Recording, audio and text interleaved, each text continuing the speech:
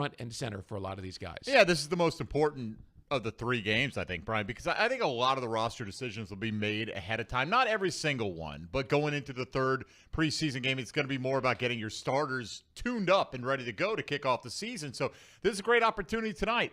Mac Jones versus C.J. Beathard. I think the desired outcome is that Mac Jones will be the backup for this football team, but CJ gets a chance to play it out on the field. And a number of these guys competing for those last wide receiver spots. That last spot's everywhere across the board. What you do on special teams tonight, what you do, period, when the lights are on matters more than what you do in practice. Now, having said that, because that's what coaches say, that's what general managers say, how many of the roster do you think you could select right now? How many jobs are really open tonight is the question. I think there are 3 or 4. Okay.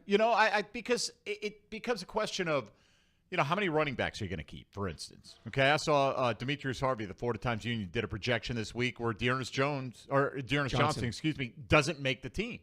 And I can see that happening because you've got a young guy in Jalen Jackson that you like, and Keelan Robinson is a draft pick, and he's going to play a central role in teams. Right. If he gets healthy enough to earn that spot. So I think there are, how many offensive linemen are you keeping? How many defensive linemen are you keeping? I think there's a bit of a numbers game that impacts. So I do think there are 3 or 4 that are probably toss-ups at this point. All right, let's hear from the coach who talks about the difficulty of roster battles and things to work through. He's got depth this year. He's got a lot of players to evaluate.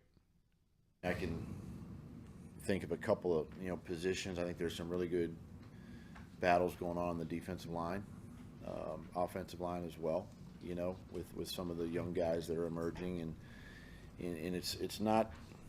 Again, you want them to make your 53, but you also would love to get them back on practice squad if possible. So there's always that fine line. I think the secondary, as we mentioned, is another spot. It's just. It's good and bad, because there's the potential of losing good football players. But if you lose good players, that means you've got good players already on your roster. So it's a challenge, and it, trying to make all the pieces fit. Yeah, look, they've got this every year. They've got to kind of go through this and figure out what's going on with this. And that is the thing with the practice squad, that so many different guys are eligible for it now, right? Sometimes you've got a guy like C.J. Beathard. You think, well, you know what? He's been around a while, but he's more likely that another team's not going to jump on him like they would jump on Mac Jones, even if he outplays Mac slightly tonight. As a for instance, that's always part of the equation, Brian. Who are you more likely to be able to get through waivers as much as who has the edge in out-competing the other guy? Without a doubt. Tonight, Mac Jones will start, and we'll hear from him in just a couple of moments. And I asked Doug yesterday about keeping 3 quarterbacks on the roster, and he acknowledged that that's going to be a serious conversation whether or not they can keep C.J. Beathard, because they want to, because the dynamic of that room is working for them so well right now. And speaking of quarterback play, Press Taylor was asked about the room this week. I think part of the success you see, or not quite the drop-off you see, is we have capable guys leading the huddle there, guys that have played a lot of football, that have a lot of starts under their belt, which is probably pretty rare for a preseason game, that you have so many guys that have so much starting experience in the NFL. And I think that's a big thing. I think there's a lot of confidence when they call plays in the huddle. The guys know they know what they're doing. They execute really well. I think those guys playing well helps a lot of other guys play really well. The joint practice is a really good opportunity for us to put our quarterback in a lot of situations without exposing him to taking hits. So we can work a lot of 3rd and long type things that you may have to hold the ball. We can introduce some new concepts that we've been trying to invest in a lot through camp, that now we get a new defense to test them against, but maybe we don't want them out there to the world yet, and we're still working through some things. And then I think as far as reps with those guys in the game, I think there's a good chance, however it sorts out, and coach will make the final decision on it, I think there's a good chance you probably see those guys play a little bit more than you did the other day at least. And again, the choice is Mac Jones. He will start this evening for the Jaguars. He'll play a half. C.J. Beathard will get a half. But it was a good week on the practice field against a Buccaneers defense that runs a different scheme. That's not something that they see in the AFC quite as much. Well, it seemed like it was a good week for the passing game, right? Certainly Trevor Lawrence had a lot of highlight throws, but Mac Jones had his share as well. C.J. Beathard, a few moments as well. And I think, Brian, going back to your original point about who makes this roster, I think it's a case, look, if Mac Jones has to play for you, you don't change the playbook, right? No. We've talked about this. I think we talked about it on last week's broadcast. Whereas if you're going to – the question with C.J. Beathard is, do you want him on the active roster or do you think you can slip him through to the practice squad? Because that is I think Mac Jones is on this team, barring a complete and utter catastrophe over the next couple weeks, right? So as long as that's the case, C.J. Beathard's only here if they're keeping 3. Well, if they are keeping 3, that means somebody who's fighting for a roster spot somewhere else is not going to have that opportunity to make the football team. So in the end – my guess is they're going to go with 2, and they're going to try to get Beathard through to the practice squad. And for a lot of the reasons that you mentioned earlier, but not the least, that running back position where you like a couple of young guys, and Keelan Robinson has to fit somewhere.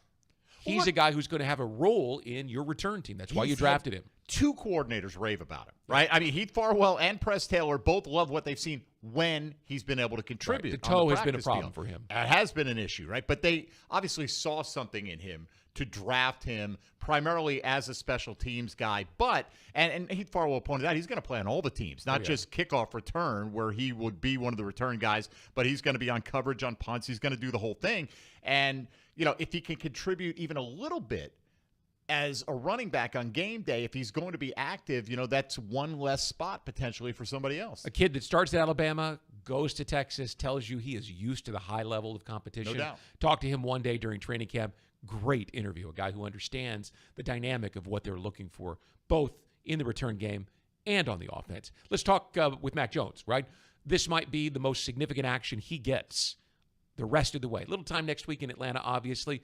But then if he's the backup and Trevor stays healthy, this is his chance to debut, right, as a Jaguar and to show what he's made of. Some years you're the starter and you may not be playing much. It's a lot of times the coach's decision, but I always want to get out there and play as much as I can. And I think that's good whether you're the starter, backup, third, or fourth. It doesn't matter. You want the reps in the game. I think that's really beneficial for the young people. And I don't try and put too much pressure on these games. I think it's 2 games that are very important, but for a lot of people, they might not even be playing. But for a lot of people, it's very important. So you have to understand that. And I'm just looking forward to competing. And it's not all going to be perfect, but you got to learn from it and continue to build momentum into the season. I spent some time with Mac yesterday getting ready for the TV broadcast tonight.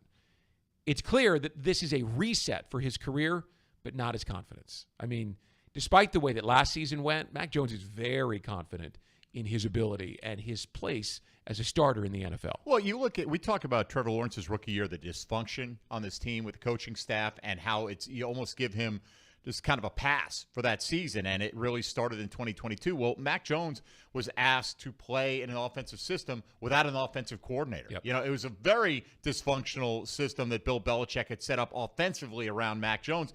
And while he doesn't get nervous, put too much importance on this, the irony is you don't want Mac Jones to ever have to take a snap for your football team, right? That means Trevor Lawrence is not available 100% in some capacity. So this film that Mac Jones puts out tonight, super important. And whatever he does next week, next off season, if he doesn't sign with the Jags, and if I'm Mac Jones, I'm looking for a chance to compete for a starting job somewhere. It's a thin draft next year for top-level quarterbacks. There will be, in a quarterback-needy league, there will be an opportunity for him. Right. So what he does tonight and what he does on Friday night coming up means a lot. I was just hyper impressed with him. And you talked about last year's system without an offensive mastermind in the room. He's got Doug. He's got Press Taylor. He's got Mike McCoy. Doug and Mike both played quarterback in the NFL. Plus, you've got Trevor and C.J. Beathard, who have played extensively in the NFL. He's gone from a quarterback-deficient room to a quarterback-rich room in his time in Jacksonville. Yeah, and, his personality, I think, helps him, too. Oh, he's taken everything. Fantastic. Just like he's happy to be here, taking it as it comes. There's no pressure. Nobody expects him. He's not in a competition for the top job here, and it's kind of, I think, understood that they want him to be the next man up. Well, he's enjoying himself, and you consider he played for Corky Rogers, who won 10 state championships. It was a pretty serious guy, right? A veteran. And then Nick Saban, who won 7 championships at LSU and Alabama combined. and then Bill Belichick, who won 6. All super serious guys. Not that Doug isn't, but it's a completely different atmosphere here. Doug's got one. Yeah, he's got one. We'd like to add to that. Yeah, I'd like to add to that. But his point is that it's a completely different atmosphere. Of course. The way that he was raised in football and what he's learning right now. All right, on to the defense. Ryan Nielsen has a big team this year. We mentioned last week that both Josh Hines-Allen and Trayvon Walker reported at 280-plus pounds. Mason Smith, the young man from LSU, has been a wrecking ball. I mean, no one's been able to block him one-on-one. And if he gets into the rotation, plus Devon Hamilton's return this year, if he can stay healthy, you've got a size thing going that you didn't last year. And he was asked about being bigger and stronger. Sure, it's always we try to put on good weight, muscle and not, not bad weight. So when you're looking at them, like if you look at Trayvon, Devin, they don't look out of shape. They're just bigger. The muscle that they've put on, they've done a really good job in the weight room. And so that's what we always, bigger is not necessarily bad weight. It's good, we want the muscle. And a lot of times the guys will get faster because it's really good weight. They're getting stronger. They're able to use their hands better. Sometimes the game is easier because when you hit people and you added 10 pounds, it's like, wow, I'm a little bit stronger here. It gives you a little bit of confidence. So we just talk about the guys, and a lot of times as you get mature and your body matures, you're going to gain some of that weight. So it's a combination of everything. Well, let's be clear. There have been plenty of examples of a defensive tackle that can get away with an extra 15, 20, right? But you look at Eric Armstead and you look at Mason Smith in particular. These are rare individuals in terms of human beings walking around at that size with that low percentage of body fat and the explosiveness that they have. Now, we haven't seen anything of Eric Armstead yet. Or Jordan Jefferson, the other rookie from LSU, who's another big, strong guy. They've really got that, but they've got guys that are big and strong and athletic. And I think, that's the key, I think, to getting some penetration on the inside this year. So the defensive line was embarrassed by the way that they played in Tampa last year. It was a bad day for everyone. But they in particular, there was a mic'd-up offensive lineman for the Buccaneers, and so that piece played on the Buccaneers website. I think it was put back up this week on the Buccaneers website. Jaguars were unhappy with the way they played. Talking to both Jaguar staff and Tampa staff that I know, the word was the defensive line dominated in full pads on Wednesday here. So that's a great sign for a defense that is trying to figure things out on the back end in terms of how they're going to play with press coverage. You got those guys all playing at a high level up front. It bodes very well for this defense this year. Well, we all focus on the team we cover, right? Yeah. And so there were some worries coming out of Wednesday's practice. Was the offensive line getting enough push in the run game, things like that. But there were headlines coming out from the Tampa Bay writers that basically said the Jaguars physically dominated the Tampa Bay Bucs from start to finish. So, it's a good sign. On the defensive side, for sure. Particularly on the defensive side, right? But even, I think part of that played into, Brian Thomas Jr. making the big plays downfield. Now, there's some talk that some of those plays wouldn't have been able to get off because of, the pressure that was on the Trevor long one Lawrence. that everyone saw the whistle had blown. We're not quite there yet. We're not to Miami yet, right? We still got 3 weeks to go, but, want to see both lines of scrimmage tighten up a little bit. But the whistle wasn't blown on Thursday when he hit the long one going the other direction. Right. So, listen, it's good to see some chemistry there. And by the way, Brian Thomas Jr. will get some snaps tonight. The rookie will, along with Anton Harrison, who did not play last week, and Ezra Cleveland, who did not play last week. And I'm told Roy Robertson Harris will get a couple of snaps on the defensive side. Not a lot, just enough for those guys to get their feet wet. Yeah, and it's interesting because he played pretty deep into the game last week. So that's something to keep an eye on with Roy Robertson Harris. All right, Jags fans, are you Duval enough to become the Jags 2024 Fan of the Year, where you'll earn a trip to the Super Bowl? Visit NFL.com/Fan of the Year to nominate someone today. Coming up on the Publix Tailgate Show. I say I'm mentally tough. My coaches also do a good job. They'll never let me feel sorry for myself. That is second-year linebacker Ventrell Miller, who is coming back from an Achilles injury and battling with a broken left hand. You'll hear from him coming up in this week's Baptist Health Player Interview. Plus, we'll hear from CBS Sports senior writer Pete Briscoe, all on the Publix Tailgate Show here on Jaguars Radio.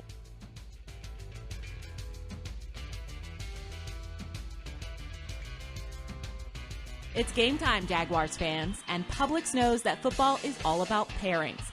a high-scoring offense paired with a stingy defense, a rocket-armed QB paired with a dynamic wide receiver. And at Publix, you can pair hot deli chicken tenders with savory dips, delicious sub-platters with ice-cold beverages, and you can pair these tailgate essentials with an entire parking lot full of Jaguars fans chanting, Duval! Gear up for your tailgate at Publix, the official supermarket of the Jacksonville Jaguars. Unlock your potential at the University of North Florida. A beautiful campus with an inspiring environment for learning, UNF is a key partner to Florida's booming industries, providing students with direct access to internships and jobs. Set a new course at UNF and soar into your future. Visit unf.edu to learn more. We've spent a lot of time in our homes. I'm on a Zoom call. Dinner's ready. But we've learned that when we love our home, it loves us right back. Now you can keep that love going when you install energy-efficient natural gas appliances and earn up to $1,925 in cash rebates. You'll love endless hot water, faster drying and cooking times, and ongoing savings and comfort. To learn more and how to qualify, visit peoplesgas.com/rebates. The creamiest, dreamiest, soft ice cream you get from Mr. Softy. For refreshing delight supreme, look for Mr. Softy. The milkshakes and the sundaes and the cones are such a treat. Look out for the ice cream stand, enjoy it from your seat. The creamiest, dreamiest, soft ice cream you get from Mr. Softy. For refreshing delight supreme, look for Mr. Softy. S-O-F-T-E-E, Mr. Softy. It's storm season, and JEA is committed to keeping you informed. In the event of a storm, we'll text and email you about the status of your services. We use Facebook and Twitter to post real-time updates. Our live outage map on JEA.com lets you track restoration progress. And as crews work to restore services, our storm outreach team will be in local neighborhoods to answer your questions. Because as your community utility, JEA is here to keep you safe and connected. Your community, your utility. You've been putting back a few, and a few becomes a few too many. For a moment, you think of calling for a ride, but nah, you live nearby. What's the worst that could happen? You get pulled over, your insurance goes up, you lose your license, you total your car, you kill someone. The results of driving drunk are tragic. That's why law enforcement is out there looking for impaired drivers to save lives. So if you think you're okay to drive after a few drinks, think again. Drive sober or get pulled over. Paid for by FDOT.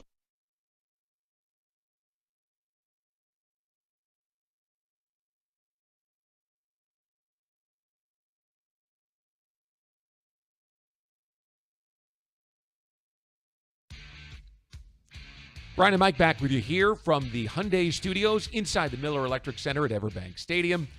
Buccaneers and Jaguars, a 7:30 kickoff this evening, preseason week 2. Mike, you caught up with Pete Prisco, as you always do. Yeah, it was tough because Pete's on the move. He's checking out a lot of different camps. Where was he, do you know? He was in Miami. Okay. They had joint practices with the Commanders, but certainly had his eyes on the Jags' opening week preseason performance against the Kansas City Chiefs. And we just started out with looking for a positive or two. What did he come away with that he was impressed with in week 1? Well, I think, seeing Brian Thomas be able to make a play down the field was important for him because they have to get the ball down the field more. But I think that's a good thing. I thought the first-team offense was okay when they were in there. It wasn't great, but it was good enough. And I thought Trevor handled himself well inside the pocket. So I think that's a good first start for a group that needs to be better throwing the football down the field. All right, what is something that you saw that maybe you're a little concerned about or you just want to see more of to make sure it's not a problem? I think the interior of the offensive line is a major concern. Not so much Mitch Morse, but the guards. And I know Cleveland didn't play last week, but the right guard didn't play well.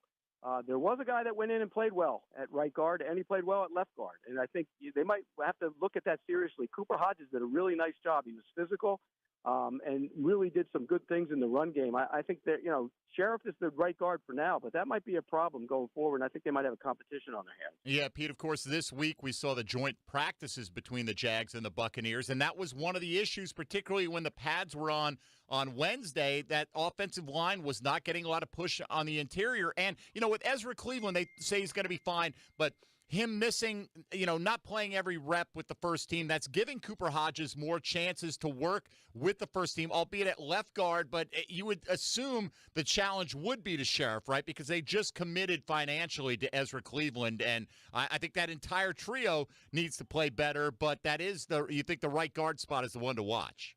Yeah, I do think it's the right guard spot. And you know what? He looked much more comfortable playing on the right side than he did when he played those snaps on the left side last week. So I think the competition is between Sheriff and Hodges. If Hodges can continue to build on what he did last week, I think they have a real competition on there. What do you think kind of season Travis Etienne is in store for here with the question marks about the blocking up front? He went from 2 years ago averaging over 5 yards a carry to under 4 last year. Is this just going to be a case of they got to try to find ways to get him in space, maybe in the passing game a little bit more this year? Well, I think they will use him that way. He is a prototypical what I call an airback, and I think you can get him out in space. But they still have to be able to run the ball inside when they need to run the ball, Mike. I mean, look, you can throw the ball, and they have weapons all over the place. They're going to be able to get the ball down the field, I think, much better than a year ago. But at some point, you have to be able to run between the tackles. And, replacing Fortner is a big step in the right direction, but the guards have to be more physical as well. And if they can't get that going, it's going to be a problem. All right, you mentioned among the things that you liked in preseason week 1, Brian Thomas stood out. He stood out at practice this week. It really feels like, Pete, he is coming on. In fact, after Wednesday's practice, I saw a report that some of the Bucs defenders were just kind of musing about, wow, you don't realize how fast he is until you're on the field with him. He was getting multiple yards behind the Bucs secondary all week. Now, some of those, Trevor Lawrence might have been under duress, might not have been able to get the pass off, but it seems like Brian Thomas is going to be a weapon that defensive coordinators have to account for right from the start of the season. Mike, he's one of those guys that can go, and there are only so many of those guys in the NFL. And once they get the understanding of coverages and the understanding of going to get the football, then I think they have a real chance to go make plays. And I think you're seeing in the last week, even the day I was there, I mean, he went and got the football and made a big play that day. And I know he had struggled early on, but I think he's definitely one of those guys that can be a big play threat in their offense. And they need that because Trevor Lawrence can rip it. And they were too horizontal last year. It's going to be a big step for them to get that ball down the field. Talking here with Pete Prisco as the Jags and Bucs just a few hours away from kickoff. Pete, Eric Armstead removed from the PUP list this week, although not fully participating in practice, and was a little bit non-committal in some midweek comments about whether he'll definitely be ready for week 1 or not. But let's presume, for the most part, the Jags have a healthy Eric Armstead this season. What kind of an impact is he going to make? Well, he's going to make a big impact. He's a good pro. He's a pro's pro, a veteran. The guys will look to him for guidance in tough situations, which they needed. And he's a big physical body. You can push the pocket. They need that. I mean, I think they're going to be really good rushing the passer off the edges. Hines Allen can get up the field. We know Walker can get up the field a little bit, and I saw improvement from him when I was there. So that's not the issue. The issue is, can you get inside pressure? And I think Armstead can provide that. Yeah, we're definitely looking forward to seeing Eric Armstead take the field, Brian. But going back to the earlier point that Pete made about the interior of the offensive line, I think that's the big question mark. We just don't know how good it's going to be. We haven't seen a fully healthy Ezra Cleveland be able to play with Mitch Morse and Brandon Sheriff with the tackles that they want on the outside and have that sustained over a period of time. But there are some areas of concern. 4 carries for 3 yards for Etienne last week and, struggling to get some movement. I get it. Vita Vea is one of the better defensive tackles in the game. Big man. Kalijah Kancey was not practicing this week for the Bucs, so they weren't 100%. Chris Jones didn't play last week for Kansas City either. So I think this one is still in the up in the air category. I want to give Brandon Sheriff, a nod, a tip of the cap, because he played last year with an ankle and a foot combination, and he gutted it out. Was not on the practice field for every snap every week. He's a tough guy. However, it was pretty clear even on the practice field this week that Cooper Hodges is the future. I mean, he had a couple of moves where Jeff Loggeman tapped me on the shoulder and interrupted a conversation to say, look at this, right? There were moves where he got a guy to the outside and then got his arms back and slowed a guy down coming on the inside too. He is a guy. Trent Baalke drafted Daniel Kilgore, if you remember, who started on that San Francisco NFC Championship game team in 2012. He thinks this kid, also from App State, also a tackle that moves inside, has a chance to be better. Well, look, had he been healthy last year, Brandon Sheriff might not be on the roster. And right they extended his contract. He's got $25 million in dead money. So he's likely to be here even if he's not starting. Right. And either way, I think the Jags would agree. You put your best 5 out there, whoever that happens to be. And if Cooper Hodges is that guy to open the season and he reaches a point where he's struggling, you go back to Sheriff. That's just as simple as you can make it. But I think, all along, we've looked at it as this is the year for Cooper Hodges to prove that he is the heir apparent. Maybe that comes sooner than we expected. Well, and it felt like it was going to be delayed because he had the back that slowed him down at the beginning of camp. You're thinking, is he going to be this guy? Is he going to be Ventrell Miller on the offensive side, a guy who has not been able to stay healthy, but he's been in there. He played last week, had a great week on the practice field. We'll see what he does tonight. He's powerful. They need some of that. Strong.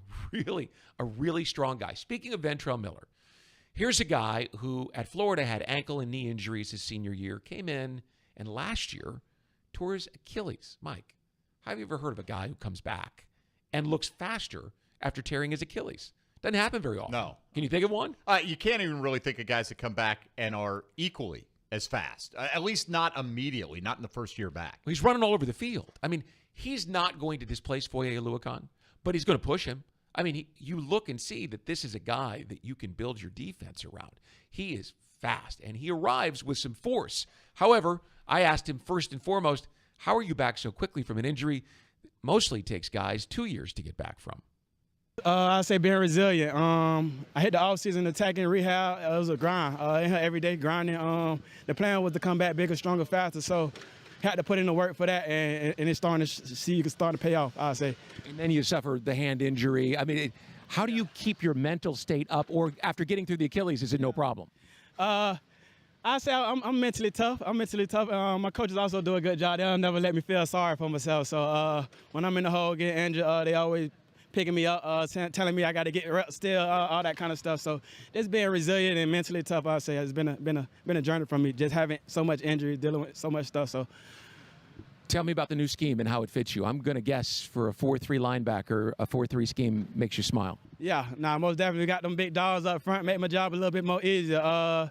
Just flying around. He want everybody to fly around, be fast, physical, get to the ball more downhill, I say. So I'm enjoying that. Somebody told me that Matt House, your new position coach, has a PhD in playing linebacker. What have you learned from him so far, and what is it about him that makes him an outstanding inside linebackers coach? I say just a great teacher. He coaches hard. That's what you want if you're trying to be the best, I say. So he comes in with his hat ready to go, hard hat on ready to go, just giving us the corrections, whatever it is that we need to fix. So he's always on everything, always pushing you to try to get more effort, anything like that. So. And what are your opinions of Ryan Nielsen so far? He seems like a linebacker coaching defense. I just love the energy Coach Ryan brings every day in the meetings, wherever at practice.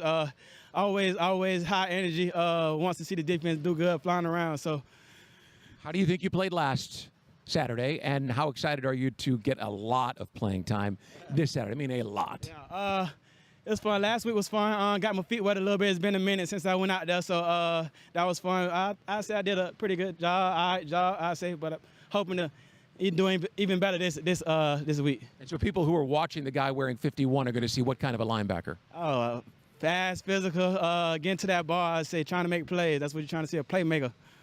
Just one more thing. You have a big smile on your face. I mean, adversity just is nothing to you. Where does that come from? I really can't. I say the joy of the Lord, I say. Just coming, I'm doing something I love to do every day. So coming here with a smile, it's always fun being around the guys playing football. So that's what I say it comes from. Just me being as a person, I say. He made a play last week where he dove with that club. Doug famously called it the Q-tip, where he dove over a lineman to get his hand up and deflect a pass that might have been a short gain. Just the way that he flies to the football. He's a fun guy to watch. Well, he's a fast, physical playmaker. That's everything he was at the University of Florida. And when you drafted him here to Jacksonville, you look and you're like, at the depth chart, where exactly does he fit in, right? Because, even when they drafted Chad Muma, thought the same thing. So, guys do get hurt. And, Muma right now is in line to start when they do have 3 linebackers on the field. And Ventrell Miller's a heartbeat away because things change quickly in the NFL. Well, and they've got Muma slotted in at the strong side right now, and Ventrell is a backup at both Mike and at weak side linebacker. That's Devin Lloyd, who's played well this camp. and Foye Oluokun, who is a franchise player for them. Right, exactly. So he might not crack the lineup, but you touched on it. Linebackers get hurt. This is Trent Baalke talked about getting guys on the field, young guys on the field faster than they did last year. You didn't have this guy last year because of the injury, but you know that you're going to need him at some point this year. And the way that he's moving gives you a lot of confidence that the injuries, at least the Achilles, which could have been a major injury, is not going to keep him from being able to contribute at some point. Right, because honestly, I think every linebacker wants to play with a club on their hand at some point in their career. Right? It just makes you look like a bad man. They're going to have to figure out a way to get him on the field because I think he's come so far in training camp this year that he's going to earn it. He's going to play on special teams. You know that because you can just see him coming down the field on that deal as much as you come down the field anymore. We'll see if they find a way to get him on the field in some packages. Coming up in about 15 minutes, we'll see what Hall of Famer Tony Boselli and Jeff Lageman have to say from the booth.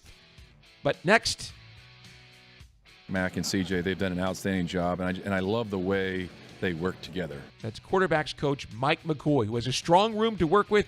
We'll talk about that next. The Bucs and Jags coming up in preseason Week 2 action, and you're listening to the Publix Tailgate Show on Jaguars Radio.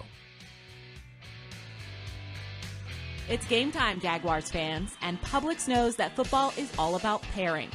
A high-scoring offense paired with a stingy defense. A rocket-armed QB paired with a dynamic wide receiver. And at Publix, you can pair hot deli chicken tenders with savory dips. Delicious sub platters with ice-cold beverages. And you can pair these tailgate essentials with an entire parking lot full of Jaguars fans chanting, Duval!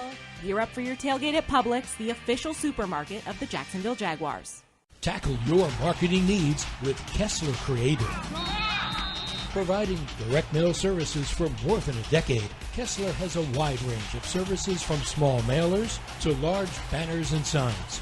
Draft Kessler as your first pick to receive the best targeted mail list. Elevate your business and be on the winning team with Kessler Creative. Kessler Creative, results-driven marketing and proud partner of your Jacksonville Jaguars. Touchdown at Jaguars away games when you fly nonstop from Jacksonville International Airport. Join the Jaguars in Miami and Houston. Watch them win in Philly, Detroit, Nashville, and Las Vegas. All the other Jaguars games are just one short connection away. And if airport parking has you stressed, be sure to visit the Jax Airport website before traveling to the terminal. On it, you'll find information about the status of on-airport parking in real time. See if your favorite areas are available or if you need to call an audible. Visit flyjax.com for more information. The kick is up. It's good! Score winning sub deals this Jaguar season at Firehouse Subs. Buy a medium hook and ladder sub and get a medium hook and ladder sub free when the Jaguars kick a field goal of 40 yards or more. It's a bold deal for the bold city. Download the Firehouse Subs app for offer details. Redeemable only at participating Jacksonville and Orlando area restaurants. Only available in the Firehouse Subs app. Headquartered in Jacksonville, Florida, CSI Companies partners with leading healthcare and technology organizations nationwide to deliver workforce solutions. CSI prides itself on building meaningful relationships and provides personalized operations to fuel the success of businesses, both big and small. Whether it's finding the right talent for a job or seamlessly managing a project from start to finish, CSI has 3 decades of experience in getting the job done. This is your workforce solutions reimagined. Visit CSICompanies.com. Hey fans, it's Tyson Campbell, cornerback for the Jacksonville Jaguars. This season, your game day is getting even tastier with Al's Pizza in the stadium. And every time we get a pick, you'll score. If the Jaguars get 1 interception, you'll enjoy buy one, get one free pizza at any Al's Pizza location Monday through Thursday after the home game. 2 interceptions, a free dessert. And 3 interceptions, that's a free appetizer. Just tell them you want the Jags pick. Up your game and get your Al's Pizza at the game or any of their locations.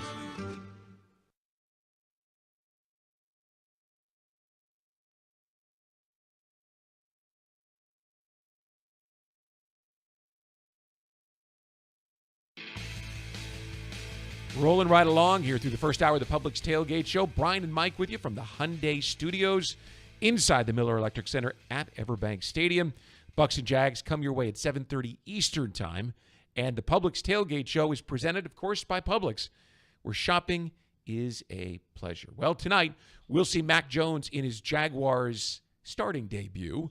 The hometown kid who started at the Bowl School and at Alabama and as a rookie in New England is a welcome addition to the quarterback's room. He's enjoying playing for the team he grew up cheering for. They're enjoying having him in the room.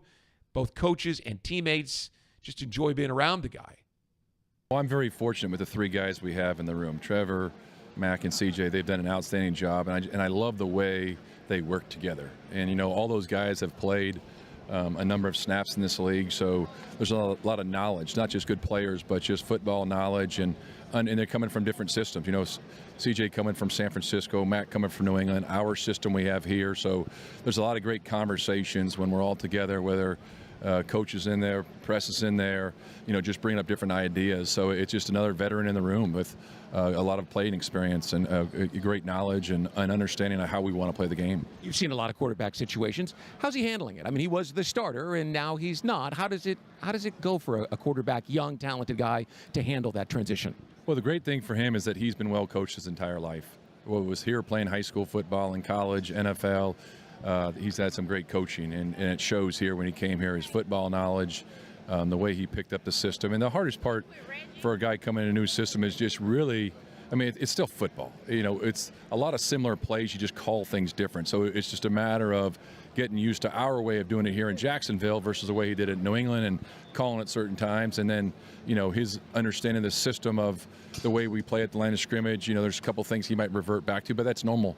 And, you know, now that we've had plenty of time in the offseason program and well into training camp, a game under our belt, you know, we're really happy with where all the guys are at, really. Both Doug and Press have talked at length about his personality and what that brings to the room. I'm sure you've got great stories about it, too. Well, he loves to play the game. Mac does a great job of preparing, but just coming out here and cutting it loose, and I think, you know, he fits in right with the group, and that's the beauty of it. You know, Trevor, CJ, and him, we have a great time, and that's one thing we always say in the quarterback room. You know, we're going to work our tails off, but we're also going to enjoy doing it. We're out here in the foot. There's going to be some mistakes on the field. You're going to miss a pass. There's going to be an interception for one reason or another, but you just keep plugging along, and we're all in this thing together. So I'm very fortunate to have the three of them. From your perspective, how important is it to have a quarterback with two guys behind him? They all like each other, right? They all support each other.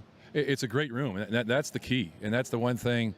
When we first sat in the room together, we said, hey, we're all in this together. And, you know, obviously it's Trevor's team.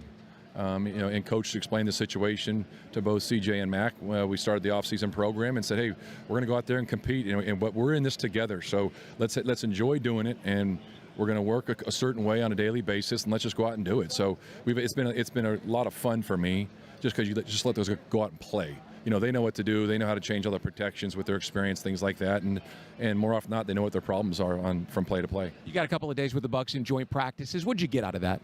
Well, this is great work just to change it up. You know, you go against your own defense and you start hearing things, them making calls. You know how they play certain situations. And this is just another way to get more snaps against a different team, and you have no idea what's coming. And it's great with their pressure packages and things like that. We got to work on some protection schemes to just kind of talk about it, and it's just the next step getting ready for the opener. And finally, we won't see Trevor tonight, and we'll have all the regular season to talk about him. But just a thought on his camp so far, and you know, he had a steely look in his eye when we in the media group got a chance to talk to him. He seems very determined to put the past in the past and write the new chapter. Well, that's the great thing about every year. You learn something. And the more you play, the more comfortable you are. You know, this is the third year in the system. The most important thing we said coming out of camp was make sure you're familiar with your new teammates. You know, he's throwing a million balls to, you know, Christian, Evan, and other guys on the team, but bringing some new guys in, you always want to get the timing down with them, and there's only so many snaps you get in practice, so there's a lot of things we have to do during a special teams period to get some extra work, you know, with both Gabe and BT, and just keep going. But very pleased with where he's at and the development he's had in our system, you know, over 3 years. Now he knows it inside out. I think he's had a great first couple years in the system, and just look for him to get better this year. So Mike McCoy has three quarterbacks, and two of them are first-round picks that played or were drafted in the same class. Right. And I asked both Mike and Doug Pederson in particular yesterday about the dynamic, right? I mean, how's it been? What did you think it was going to be like? And he said, to be honest with you, I thought it was going to be tougher than it has been. He said, but Mac has come in and just put his head down and gone to work. I mean, he's this fun, effervescent personality, so it's not like he's super serious. Obviously, he's not been on the practice field, but he knows that this is about his chance to reset his career And so he's taking all of the coaching and enjoying being a part of it. And there's been no conflict whatsoever. And I think that surprised both Mike and Doug. They thought a competitive guy might come in and chop it up a bit. Maybe so, but I don't think Mac Jones is a dumb guy. Oh, I think he knew what he was signing up for. He was an SEC academic All-American. Right. So, he's a bright guy. And granted, I'm sure the but it's hard competitor egos in do him- get right. Exactly. Absolutely. He feels like he is still a starting quarterback in the National Football Let me League. confirm that for you. Yes, he does. But this year, he knows that is absolutely not the case. But the difference is, Brian, last year, Trevor Lawrence is dealing with 4 different injuries, and they still felt most of the time that he was the best option to run out there, even if he wasn't practicing during the week. I think now having Mac Jones in-house, first of all, you don't want Trevor to have any injuries, but if it comes to another circumstance like that, you feel like, okay, we got a guy who can get us through for a week or two. We're not going to have to tear up the game plan. He can make all the throws, maybe not as well as Trevor Lawrence, but there's no throw physically that he can't make that's in your playbook. And I don't think we'd see a repeat of the way things went last year with Mac Jones in-house. So it turns out the interesting dynamic in that room is not between Trevor and Mac, first-round picks both, but between Mac and C.J. Beathard, right? And it's fine. There's no issue there. But Beathard is Trevor's best friend. I mean, they are thick as thieves. And all of a sudden now, Mac's the backup. I mean, you didn't make the trade to bring him in here for him to be number 3. Right, unless he fell on his face, which he hasn't. Right. No. So basically what you're saying is that Trevor's guy, best friend, who's been the backup, is going to spend the year on the practice squad if you can get him there. Right. Right? I mean, maybe they make the decision to go with 3, but I'm with you. Roster spots being so precious, can't see them keeping 3 quarterbacks. Look, as much as Trevor Lawrence means his organization, Trevor's not a dummy either, right? I mean, nobody's on scholarship here just for being a good guy, right? We're trying to improve the overall talent of this roster. And as you look at the landscape, even with the way things are in the NFL, I don't think C.J. Beathard's going to be a highly coveted commodity. And that's not a shot at C.J. It's a reality check on where things stand in his career. He's been a great sounding board. You know he's going to intellectually be able to run the plays, run the offense, can't do everything physically necessarily that you'd like him to be able to do. And I do think that if they go that route, he's going to understand where he is at this stage of his career. And I do think it's overwhelmingly likely that he'll make it through to the practice squad. And then he can be your backup again because he's only 8 years in and he's got, 7 or 8 starts in his career. Right, so maybe bring him back next year. Absolutely. Just sort of an interruption season there. Let's end with Trevor because we're not going to talk a lot about Trevor the rest of the way this evening, but we'll talk about him all season. He started slow in training camp, right? And Doug and the other quarterbacks have said, hey, look, this is where we experiment, where we make some throws that we wouldn't. And both Mac and CJ said that yesterday when we talked to them. But he had a really good week against the Buccaneers. So for him now, here's the interrupt week, right? And now he's got to get back at it next week for a little time and then carry that on into the regular season. That's the interesting part. Have you seen enough from him to say he's ready? I think he's ready, but that doesn't mean I don't want him to play on Friday, right? I think that's a long time to not have your starter at the age he is. He's still only 24 years old. I think these reps will help him. I want to see him go a half. As long as they're protecting him okay against the Falcons, I absolutely want to see him on the field. And I agree with you. I think he kind of probably took it a little personally, internalized that first week of practice, and he's been sharp. Now the turnovers you hear about, because I'm not out there as much as you are because of my broadcast schedule, it's more ball off a running back's hands, right? Tip ball. It's not Trevor making bad decision, putting the ball in harm's way. It's kind of fluky stuff, and you can live with that. He's not been perfect. There's been a ball, here or there thrown behind his intended receiver, but he's been good. The last 2 weeks, he's been good. All right, we've got much more ahead, including first rounds on us. But first, if you're looking for the MVP of the truck game, check out the 2024 Ford F-150. It's loaded with impressive capability and game-changing technology. You can dominate work, play, and everything in between. Test drive an F-150 at your local Ford dealer. They're a proud partner of the Jacksonville Jaguars. At 5:30 Eastern Time, it's hour 2 of the Publix Tailgate Show. But when we come back, Tony and Jeff join us from the booth. Bucks and Jags coming at 7 on the Publix Tailgate Show. It's game time, Jaguars fans, and Publix knows that football is all about pairings. a high-scoring offense paired with a stingy defense, a rocket-armed QB paired with a dynamic wide receiver. And at Publix, you can pair hot deli chicken tenders with savory dips, delicious sub-platters with ice-cold beverages, and you can pair these tailgate essentials with an entire parking lot full of Jaguars fans chanting, Duval! Gear up for your tailgate at Publix, the official supermarket of the Jacksonville Jaguars. Frank Frangie here. When you want barbecue in Jacksonville, you want Bono's Pit Barbecue. You can find Bono's locations all around town and on game day at EverBank Stadium because Bono's is the official barbecue of the Jacksonville Jaguars. Over 70 years of authentic Southern Pit Barbecue. We are the local barbecue joint in BBQval for generations of people in Jacksonville. Go to bonosbarbecue.com to learn more or call 904-880-8310 today. And remember, if you don't see a pit, it ain't legit. Who will your child grow up to be? Well, that depends on all of us. That's why, along with our groundbreaking medical care, Nemours Children's Health supports programs that address issues like food insecurity and the resources essential to learning. It's all part of creating a healthier future for all children.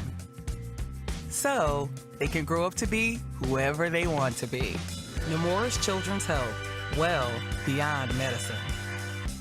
Are you ready for some football? Well, you are now, thanks to Ticketmaster. As the official ticket marketplace of the Jacksonville Jaguars and the NFL, Ticketmaster's got the best way to take it to the house when it comes to being there live. They're the safest and most convenient marketplace to score fully verified Jaguars tickets. And even if your plans get broken up or worse, turned over, Ticketmaster gives you more flexibility to sell your seats. So get those touchdown celebrations ready and score your tickets today at Ticketmaster.com/Jaguars.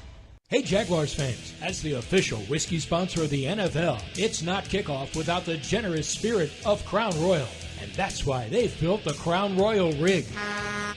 An absurdly awesome 18-wheeler delivering the generous spirit to stadiums and tailgates across the country. Follow the Royal Rig on its journey from city to city, bringing together local cuisine, NFL legends, and the opportunity to pack a purple bag for charity and win tickets to Super Bowl 59. Visit crownroyal.com for rules and more. Please drink responsibly. Jaguars fans, huddle up. Do you own a vehicle made in the last 10 years? If your car is outside of factory warranty or with no warranty coverage, get the best defense against expensive auto repairs with CarShield, the official auto protection partner of the Jaguars. With plans to fit every budget, CarShield helps you cover up to 5,000 parts and systems. Call 800-471-1223 now or go to carshield.com/Jaguars. That's 800-471-1223. Coverage varies by plans. View contracts and exclusions at carshield.com.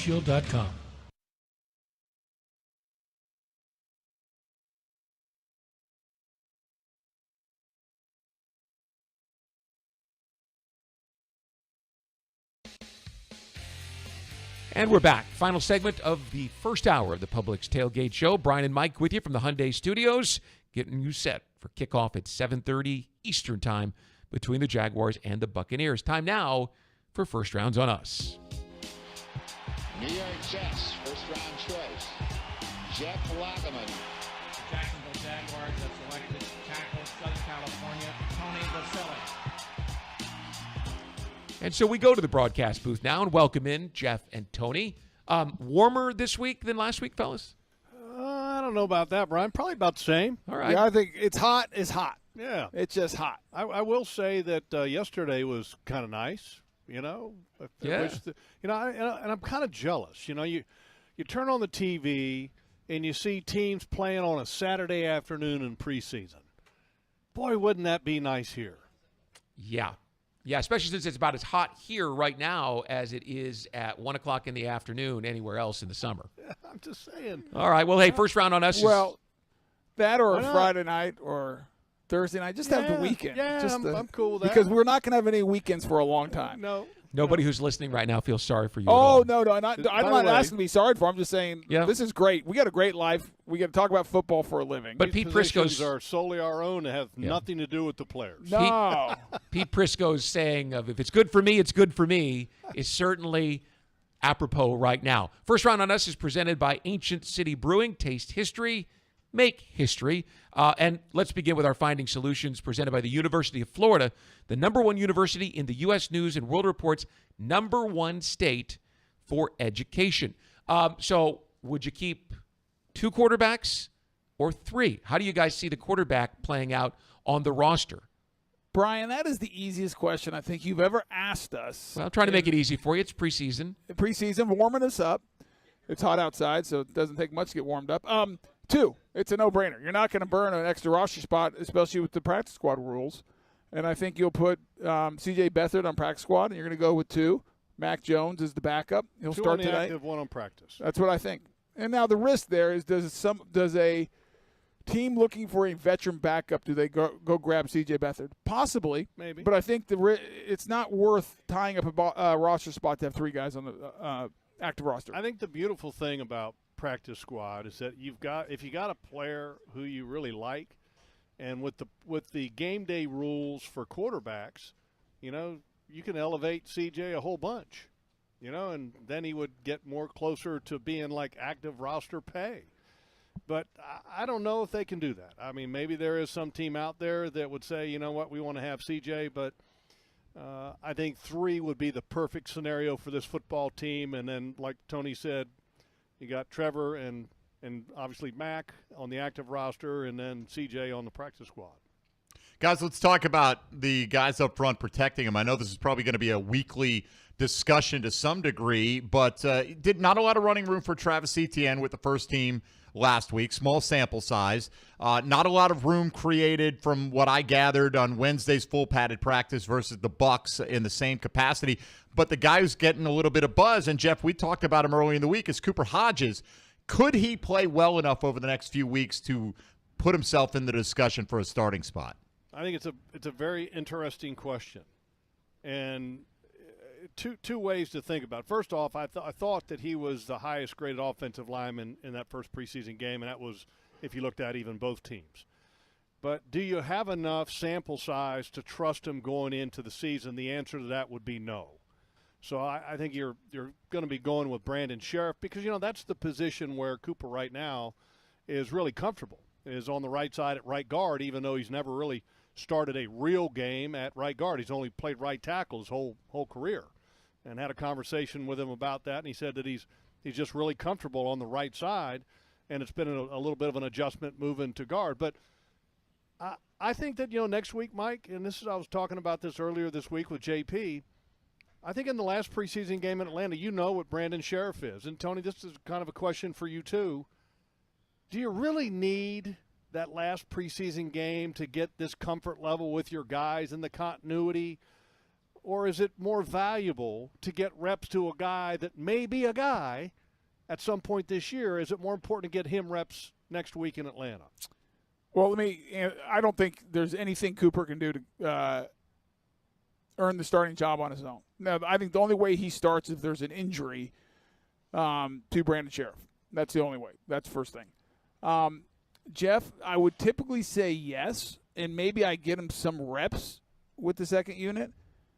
But based on the number of reps this group has gotten during camp, which is not a ton with the new practice rules, and yes, I'm not worried about Brandon Sheriff being ready by himself, but what did we hear last year why they struggled as a unit? They never played together. We never had our 5 guys. Well, you better get those 5 guys some work because they haven't had a lot of snaps together. So you say play them together? I'd play Brandon Sheriff. I think you need reps as a unit. Now, would I put Cooper Hodges in there a little bit, maybe mid-second quarter, just so he gets reps with the ones? Sure. I don't think that's a bad idea at all, but I don't think you do it from the jump. I think Brandon Sheriff needs to be out there. I think you need all 5 guys to be out there. We have yet to see all 5 in a game because Ezra and Anton were hurt last week. They'll both play tonight to get some reps. So you're only going to have 1 live action with your starting unit because even the joint practices this week against the Tampa Bay Buccaneers, it was only 1 day of real work. Yeah, 1 day of pads. Because the second day was more kind of half speed, mental assignment kind of focused. The practice that they had with the Bucs, the one padded practice, Ezra Cleveland practiced, but he was hurt. Yep. And limping around to the point where at times I was kind of concerned, is he going to hurt something else? And so I'm going to be watching him real close tonight, since he is playing with Anton Harrison, because something doesn't seem to be right with him, and I hope it's just something that he's working through. But definitely it bears watching. All right, guys, let's get a quick thought on Brian Thomas Jr. Maybe a slow start to camp, and that was by design. They weren't having guys run 45, 50 yards down the field. Wanted to get them stretched out. Had the big play last week. Had a good week of practice by all accounts. Bucs defenders were just buzzing about how fast he was and how tough he was to guard. How big of an early season impact do you think he makes on this offense? I think he can have an impact, Mike, and it's an interesting question, and you kind of preface that with a little bit that he had a slow start. And look, they were playing him at all three positions right out of the gate. Mm-hmm. Saying, hey, look, let's let him understand what we're doing, and so he can play all three. And I think that he really reacted in slow fashion to understand what he was being asked to do. And now that he's had some time on the task, he's more comfortable with that, and that allows him to play a little bit faster. But the one impact that he's going to have right away is that he can flat out fly. Fly. There's times I think that Trevor is really understanding that, hey, when he is 3 yards away from the defender and he's going on a go route, I got to go ahead and throw it because I've got to trust that his speed is so great he's going to run right by him. And I think that that's a little bit of this learning process between Brian Thomas Jr. and also Trevor, and that I don't know if Trevor's ever had a guy with this kind of speed before. But I think he's definitely going to have an impact because he can flat out take the top off of a defense in a minute. Yeah, I don't know what the impact will be numbers-wise, but I think he'll have impact just because of the threat of speed and opening up underneath the underneath route with, based on kind of making the back half of any defense cover more field. They're gonna have to respect his ability to get behind them, and so that changes things up, and it helps. I think it's gonna help out Ingram. I think it's Kirk on the crossing routes. I don't know, Mike, the numbers. I don't know if early we're gonna open up the stat sheet the next day and go, oh my, Brian Thomas Jr. 5 catches, 110 yards, touchdown type of numbers, but he can impact the game by catching the 1 or 2 balls. Or even having no catches, but stretching that defense and taking some shots down the field just because it's going to force that defense to respect the deep ball. And one other thing to add, most deep balls are created off of play action. And play action is created off of running the ball. So let's go back to, the question about the offensive line and that can they do what they need to do to allow the end result here, there's a couple steps here in order for Brian Thomas to get deep and have that impact. That's so important, this offensive line, to get up to speed, to have a running game, then to have play action, to give Trevor the time to throw the deep. Well, and Jeff, to that point, in Wednesday's practice where we saw, Brian Thomas Jr. catch some deep balls, they were sacks. I think at least 2 that I saw, the ball would have never been thrown because Trevor was sacked. And as the crowd's going wild, as he's running by everybody, it wouldn't have counted in the game because they didn't hold up front. I just ignored that part. Yeah, thanks for the buzzkill, Baselli. Well, I'm just saying. It speaks to what Jeff's saying. I know. You got to hold up. Absolutely. You got to hold up. Now, I agree with Jeff also. Could Trevor have thrown the ball a little bit earlier, possibly? Yes. Do I think he still would have got smoked? Yes. He would still got hit. But big plays are created when all 11 guys do their jobs. All right, Baselli, listen. I held up because I had to get to a break 2 minutes ago. But I held it so you had time to deliver your this message. Is better. This is better than the break. I appreciate you. Yeah. Guys, have a good broadcast tonight. Thank you, boys. All right, JP's in here next for hour number 2 of the Publix Tailgate Show. That's fun. You have a good broadcast too, Brian. Thanks. I appreciate you, Mike.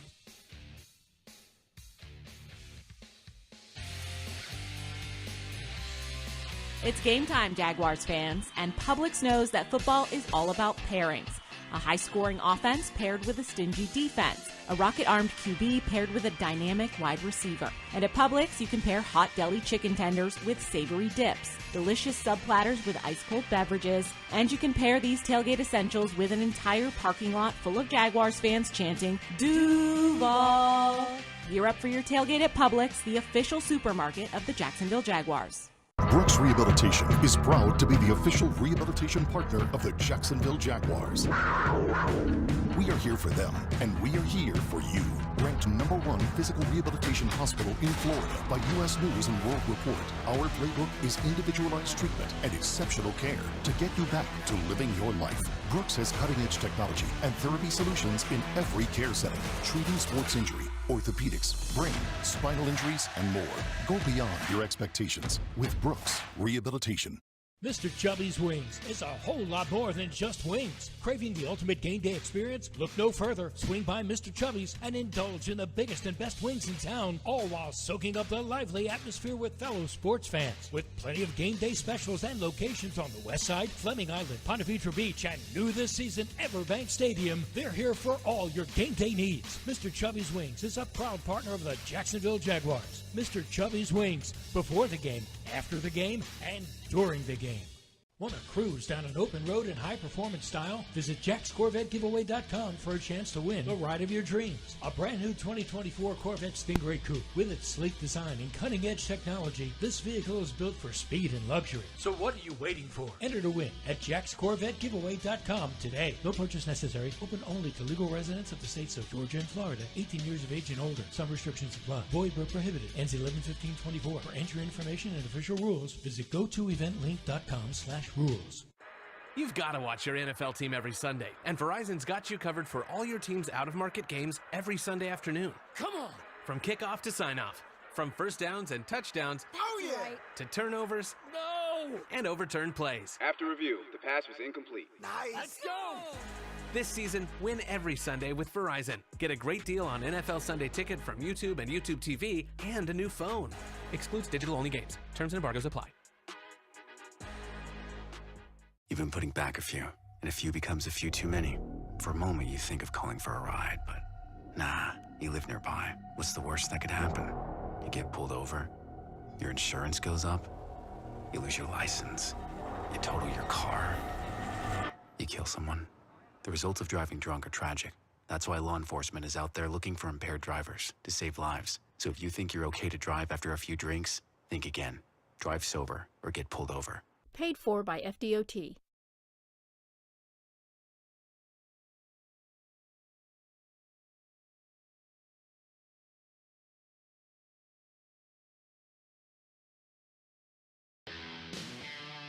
Welcome to the Publix Tailgate Show.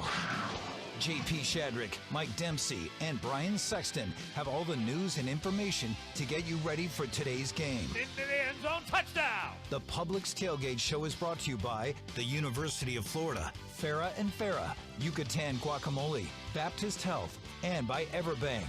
The Publix Tailgate Show starts right now. And it is hour 2 of the Publix Tailgate Show. Publix, where shopping is a pleasure. 2 hours away from preseason week 2. The Tampa Bay Buccaneers and the Jacksonville Jaguars at the bank. Kickoff at 7:37 officially. JP Shadrick with Mike Dempsey.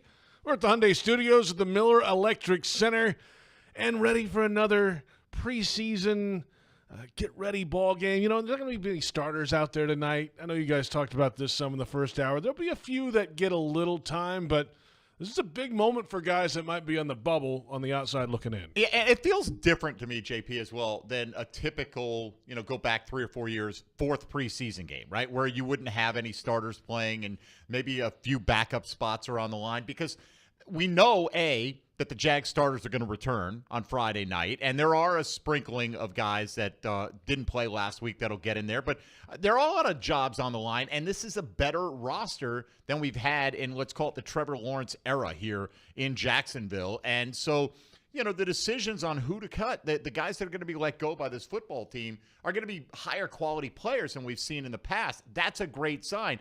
It makes those cuts more difficult, but the process continues tonight. I think for the guys really vying for those last 3-4 roster spots, this game is probably the most important one. They're going to get the most extended look that they'll get in the remainder of the preseason. Game day weather brought to you by the St. Johns River Water Management District. Florida's water, it's worth saving. Currently 89 degrees. I don't believe him. I think it's hotter than that. It feels like it outside today. It's nice in here.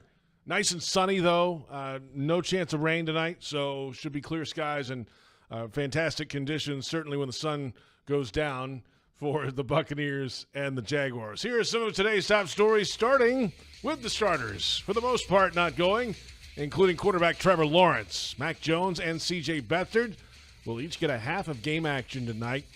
Mac Jones had 3 offensive coordinators at Alabama, at least 3 play callers in 3 seasons in New England, and now a new offense in Jacksonville. You know, when people say that's a bad thing, I think it's a great thing. I think you obviously want to have continuality with a certain person, but at the end of the day, you're learning from each person's backgrounds. I think of Coach Dayball at Alabama, Sark, Mike Loxley. So it's like you're getting different coaching backgrounds from everywhere. And then obviously, in New England, you get a lot of good coaching there too. So, and then here with Doug has been awesome. He's a great quarterback mind. And like I said, I'm taking from each coach, taking what I want and what I want to know and what I want to learn. And it's been a great time here. I feel like I've learned a lot about offensive football here. So I'm definitely going to try and add that to my game. So Mac Jones, time in his hometown in this stadium tonight. Yeah, I mean, this is part of the overall Mac Jones positivity tour, right? Since he signed here in Duval.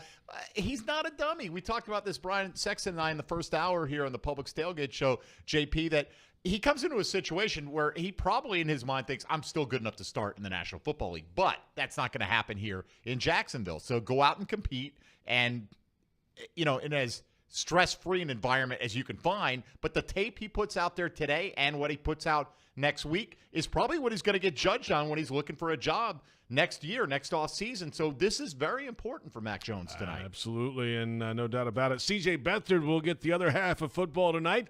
6 seasons on the field in his career. He just knows to just go perform the next 2 outings. He cannot overhype how important they are for him. Yeah, I don't try to make a bigger deal than what it is. I think every day you're just trying to do your best and put your best foot forward, but the bigger the moment you make it, I feel like the more stress you bring upon yourself, and there's just no need for that. Yeah, I mean, being 8 years in, I've seen a lot, been through a lot, so I feel like I'm mature in that sense. C.J. Beathard certainly understands the business of football. You don't trade for a first-round quarterback and expect to be the backup quarterback if he's on your roster as well. Correct. And his relationship with Trevor Lawrence and how he fits in here only goes so far, right? I mean, it's just, and CJ knows that. By the way, if there's a more laid-back guy on the roster, I don't know who it is. Every time you listen to CJ, you kind of get that impression. But look, with the ability to maybe slide him through to the practice squad, with vets being able to be there, game day elevations, he could still be around this football team and around that quarterback room on a daily basis if, in fact, that's the route they choose to go, which I think is the most likely route. Keep Mac Jones and try to get CJ through waivers. Jaguars were in joint practices this week against the Buccaneers. Full pads Wednesday, and head coach Doug Pederson Thursday was asked about the performance of the offensive line in that first outing. You watch the one-on-one pass rush. I thought we did good there. Vita Vea is a big, strong, powerful human being, and that's good for us. It's good for Mitch and the guys to go against, and thought we did some good things. Now it's a unique scheme. We haven't seen it for a year. You got to understand, too, we're not game planning or scheming anything. It's just what we're going against and kind of using our rules. All right, so I heard in the last segment, end of the last hour, Tony Baselli and the guys up in the booth, Lageman, talking about some of the offensive line. There was some pressure on Trevor Lawrence in that practice. It felt like a lot of the day, and some of those passes that were completed probably wouldn't have been in a live setting. So that's where the offensive line is right now. There's been guys coming in and out the last couple of weeks. You might see a couple starters out there tonight as well. You're apparently going to see Ezra Cleveland and Anton Harrison because they didn't get to work last week against Kansas City. But I think that's a fair question, and it's open-ended right now, JP. Are they going to be able to run the ball up the middle, in between the tackles?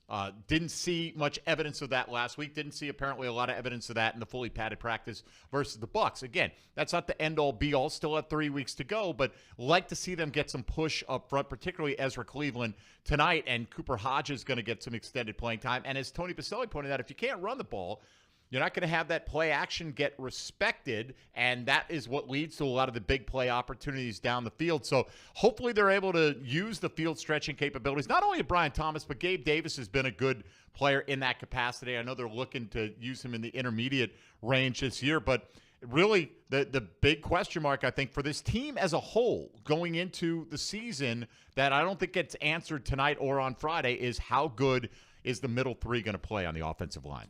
Let's flip it to defense now, and the confidence for Jarian Jones, the Jaguars' third-round draft pick cornerback, well, certainly sky high. He met the media this week, and it's been a good start for him. I think you can see with my confidence every day that I do believe that I'm supposed to be here, and it's going to come with growing pains, like you come to a new situation, someone like you play DB, somebody's probably going to catch a ball on you here and there. But, as long as you continue to come back, learn from it, grow from it, come back and make your plays, I think my future is definitely trending up, as long as I just keep the work going in every day. I think it's going to be a whole lot of fun. All right, it's a deep cornerback group, a veteran group. Even though he's a draft pick and a rookie, yes, he should be around, but he's got some work to do to kind of climb the ladder of the depth chart, which Ryan Nielsen's now not into putting true depth charts together, but at some point they'll have to do so. Yeah, look, I think you can make a case for the MVP of training camp being Ronald Darby, right? How much he has solidified that spot opposite Tyson Campbell. And we knew coming in, JP,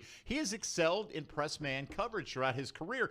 The question has always been with Ronald Darby, will he be healthy enough for you on game day to keep showing up? Well, that's not been an issue so far. He was under the radar when you consider the Jags went out and got Mitch Morrison. They got Eric Armstead and Gabe Davis. But he has come in and really, I think, given the defensive coaching staff the ability to breathe a sigh of relief that he is held up, and not only held up, but he's looked fantastic so far. And finally, to Sean Gibson from a new player, and Jones to one entering his 13th NFL season, and to Sean Gibson signed with the Jags this week. Part of that 2017 Jaguars defense, but he's hearing about his age from his new teammates already. A lot of these guys, man, I'm old enough to be some of these guys' dads, man. So I remember a guy was just like, I used to watch you in 7th grade, and I was just like, man, don't tell me that no more, man. He was like, I was in the 6th grade when you came in the league. So, man, obviously it's humbling that, the respect that the guys have given me since I've stepped foot in this locker room. Obviously, just being any sort of assistant to these guys, man, got a lot of great young players, man. So I'm excited to just be able to give those guys what I got physically and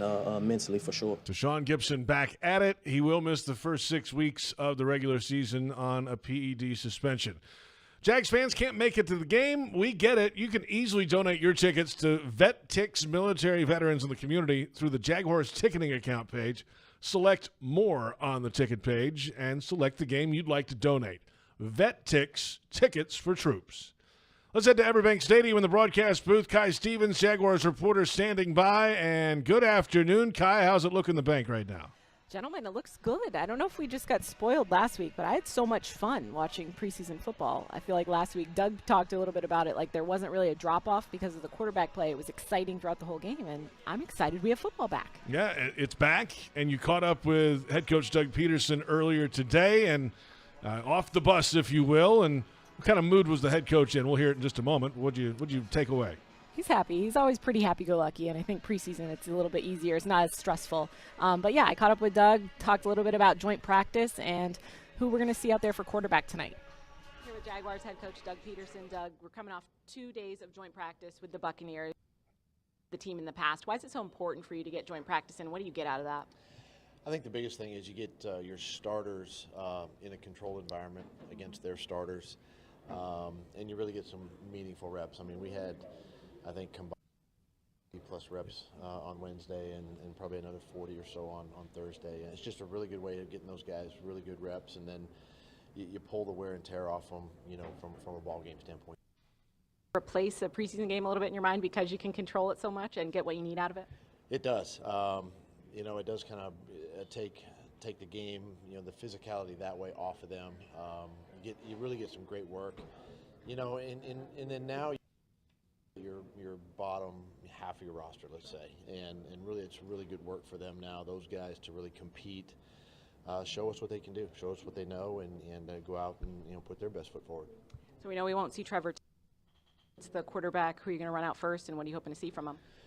Yeah, last week we started with CJ. He was the number 2 off the bench. This week it'll be Mac.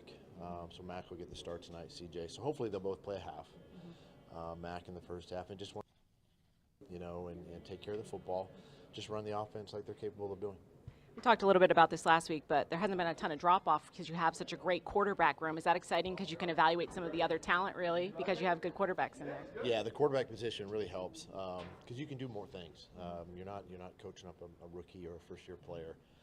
These two guys are veteran players. They both have played a ton of games in the regular season, obviously, and so it really makes it nice to be able to where they can handle it, but at the same time, they're going to be playing with some young guys, so they might have to direct some traffic tonight. Very good. Thanks, Doug. Good luck tonight. Thanks, guys. All right, Doug Pederson with Kai Stevens, who's with us at EverBank Stadium. So Mac Jones getting the start in his hometown, and you know what? He's the backup quarterback. Let's see what he has. It might be one of his last opportunities, Kai, to put some things on tape.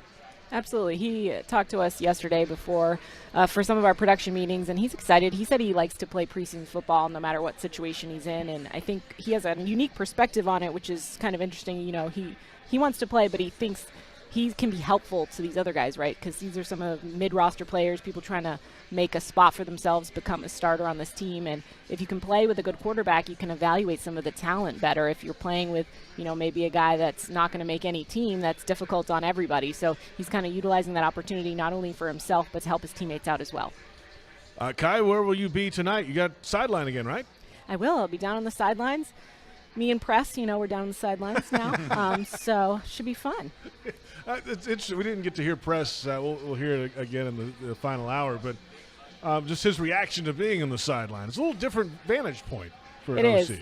Everyone's been cool with it so far. Doug, I talked to him yesterday about it, and he said, yeah, at one point I forgot he was down here. I started yelling about him to get on the headset more, and he tapped me on the shoulder instead of right here. So I think everybody's got to get used to it. Absolutely, and we'll see how long that lasts at least.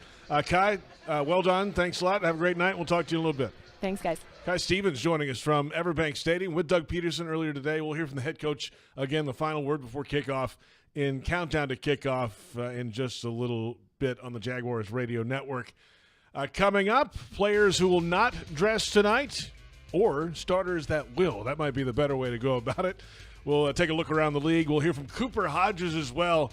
Jacksonville area native. He'll get some time at guard tonight. It's a 7:30 kickoff for the Bucs and the Jaguars preseason week 2. This is the Publix Tailgate Show on Jaguars Radio. It's game time, Jaguars fans, and Publix knows that football is all about pairings.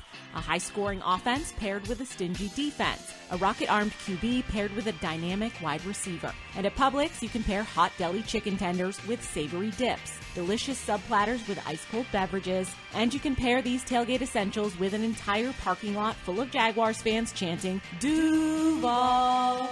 Gear up for your tailgate at Publix, the official supermarket of the Jacksonville Jaguars. It's storm season, and JEA is committed to keeping you informed. In the event of a storm, we'll text and email you about the status of your services. We use Facebook and Twitter to post real-time updates. Our live outage map on JEA.com lets you track restoration progress.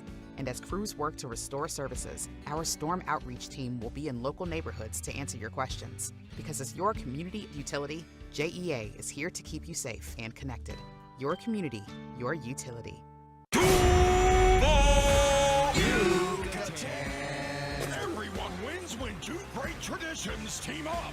Yucatan Guacamole is a proud partner of the Jacksonville Jaguars. Our authentic guacamole recipe starts with hand-scooped avocados and ends up in your hands fresh and ready to enjoy. Grab some on game day at the Yucatan Cantina or Yucatan nacho carts around the stadium or at local retail stores. Sack your snack game with Yucatan Guacamole. When you show your home love with a natural gas water heater, it loves you right back with more cost-efficient, endless hot water. Hon, hurry it up, please. And right now, you'll love earning a cash rebate up to $700 when you install an energy-efficient natural gas water heater. We're going to be late. Again. What? Did you say something, hon? To learn more and how to qualify, visit peoplesgas.com/rebates. Frank Frangie here. When you want barbecue in Jacksonville, you want Bono's Pit Barbecue. You can find Bono's locations all around town and on game day at EverBank Stadium because Bono's is the official barbecue of the Jacksonville Jaguars. Over 70 years of authentic Southern Pit barbecue. We are the local barbecue joint in BBQval for generations of people in Jacksonville. Go to bonosbarbq.com to learn more or call 904-880-8310 today. And remember, if you don't see a pit, it ain't legit. We need to define a great deal in today's new home market because the so-called great deals that you find on every corner just aren't the same as the incredible opportunities you'll find with a new Dreamfinder's home. How about 2.99% in year one in one of Dreamfinder's 15 communities across North Florida? Now that's a great deal. 2.99% interest rate in year one, and a beautiful new Dreamfinders home. Visit DFHSalesEvent.com for our largest savings of the year on move-in ready homes. That's DFHSalesEvent.com.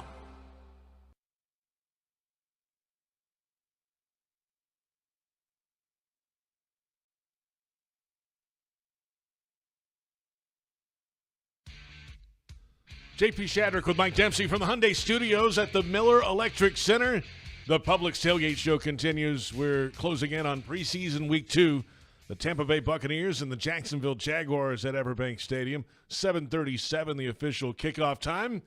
How about a look around the NFL, Mike? Well, all right, JP. A lot of preseason action, as you would expect, already underway. We had the opener for the week on Thursday night. Philadelphia knocking off New England 14-13. Drake May, the third overall pick in the draft for the New England Patriots, got some action in this one. Went 6 for 11 for 47 yards. Maybe the best throw he had, though, was a deep ball to Javon Baker that Baker just couldn't come up with on a diving attempt. It was a pretty good throw, though. 4 for 15 on the ground for May, including a rushing touchdown. And after the game, head coach Gerard Mayo said that May will be the starter when he's ready and when he's better than Jacoby Brissett. So he's not handing it to him right now, but most people think that Brissett will at least open the season as a starting quarterback there. Some preseason finals from earlier today. The Chicago Bears knocked off Cincinnati 27-3. Caleb Williams, number 1 overall pick in this year's draft, 6 of 13 for 75 yards and a 7-yard rushing TD for the Bears. The Houston Texans knocking off the New York Giants 28-10. Daniel Jones, starting quarterback for New York, threw 2 picks, including a pick 6 by Jalen Petrie, the safety for Houston. British Brooks, who's I'm guessing not likely to be on the opening day roster for Houston, had 2 fourth-quarter rushing touchdowns for the Texans there. Baltimore holding off Atlanta, who the Jaguars will face off with on Friday. 13-12, the final there. Josh Johnson, perfect passing day, 11 for 11. He and Emory Jones each threw a touchdown for the Ravens. 2 games in progress right now. The team the Jags knocked off last week, Kansas City, are at home against Detroit and leading 16-12 in that one. Patrick Mahomes, 8 of 14 for 93 yards in his action. Xavier Worthy, their first-round pick wide receiver who didn't have a catch for the Chiefs last week, 3 for 62 and a touchdown in this one as the Chiefs lead it by 4. And we've got Minnesota up by 6, 13-7 on the Cleveland Browns in that preseason matchup. Tristan Jackson, who had 100 yards receiving for the Vikings last week, trying to make a name for himself, led the scoring off with a touchdown in the first quarter on the opening drive from 14 yards out. Other matchups to come tonight, we'll see Seattle and Tennessee. And by the way, former Jaguar Arden Key had his 6-game PED suspension overturned by the National Football League on appeal. You don't see that happen very often, so he'll be available for the start of the year. The Jets are in Carolina to take on the Panthers. Arizona practicing some joint practices this week. So Marvin Harrison Jr. was in his old stomping grounds with the Indianapolis Colts hosting them. They will play tonight at 7 o'clock. Washington and Miami also had joint practices this week. They'll square off at 7 o'clock. Russell Wilson will make his preseason debut for the Pittsburgh Steelers as they host Buffalo. And Stetson Bennett, the Georgia product, will try to bounce back. Although he had a game-winning drive last week against Dallas, he had 4 interceptions and a 5th that was overturned via penalty on that final game-winning drive. He will get the start tonight as Matthew Stafford dealing with a hamstring right now. Dallas and Vegas will go at 10 o'clock. Did you see Patrick Mahomes behind the back pass to Travis Kelce? I didn't see it. I heard about it. It's all over social media now. Yeah, a little short one. Inside shovel. They were kind of drifting right, and instead of a shovel pass forward with his left hand, he flipped it with his right behind his back in front of him. If you've won 2 Super Bowls in a row, you can. It's the preseason. You can Yeah, get away with look, a lot. it's not like he doesn't throw it left-handed and underhanded and all these different ways. I don't doubt for a minute that he'll try one in the regular season. Probably not. If he's successful now, maybe it's in the arsenal moving forward. There's you look around the National Football League. Jaguars offensive line in the spotlight, of course. But that spotlight is bright all of a sudden for second-year guard Cooper Hodges. He's from Baker County, went to Appalachian State, and playing for a team he grew up rooting for, the Jacksonville Jaguars. It's been a long road, though, coming off a knee injury last year and a long recovery to get back on the field. For me, because I was having really good camp. It was, I was thinking about it this way, drafted to my hometown team I grew up going. I was Pete, and then that happen. And for me, it's more mental than anything. You have to be able to just lock in and just develop without being on the field. It's really, it kind of sounds crazy, but you got to get better without being able to play. And you do that, through your film study, your group study, just being around, getting the chemistry, understanding the actual concept of every play. And that's really what I tried to dial into while I was dealing with this injury. And then you get back on the field and you feel almost a step ahead since you've been in the classroom so much and not able to do anything. So once you step back on the field, how long did it take to feel right again physically? Luckily it was, we did a lot of stuff during OTAs. And so once I got through, I'd say once we started the third phase of OTAs, I was feeling really good, and I felt where I should be, where I needed to be. And I just felt, it took me probably, I'd say, a month, 2 months after I was fully clear to just feel like myself again, But it was a long process, but I'm just glad I'm back, So. Cooper Hodges with us, Jaguars guard. Your performance in preseason week 1, what did you take out of that game, and where can you build upon that now this week going into Tampa Bay? So, that was my first game in EverBank, so it was huge for me. A lot of emotions, a lot of feelings. I think I played, for me, the biggest thing I was like, I want to be fast off the ball. I don't play extremely hard, and I feel like I got those things done. For now, it's just cleaning up the little things. And just growing every week by week, practice by practice. You got a bunch of veteran guys on this line. Dudes that have played a lot of football. Mitch Morse just walked by us a second ago. How much do you lean on those guys now? You've been around it for almost going into year 2 now, but to have that type of knowledge, guys that can lean on, how have they helped you kind of move along? They're extremely, essential to how I've developed. These guys, they have coaching points on almost every rep. And for me, it's being able to, but what makes a really good offensive lineman, in my opinion, is consistency. And what they're helping me do is be the most consistent player I can be. Mm-hmm. And their advice, their help, their tips are extremely appreciated, and they're just helpful. They know what they're talking about. They played, I think we did it, I can't remember how many games it was. We counted up how many games Mitch, Brandon, and Shatley have played, and it was an absurd number. So there's a lot of knowledge in that room just by those 3 people, so it's huge. If I'm not mistaken, you've done a little cross-training maybe at center, taking some snaps there. I don't know how much you've done, but what's the challenge there? You played tackle in college. Yeah. Now all of a sudden you're all across the line. I think for me, center's a mental game. It's you're calling out the IDs, you're doing the protections, so you kind of have to understand every position.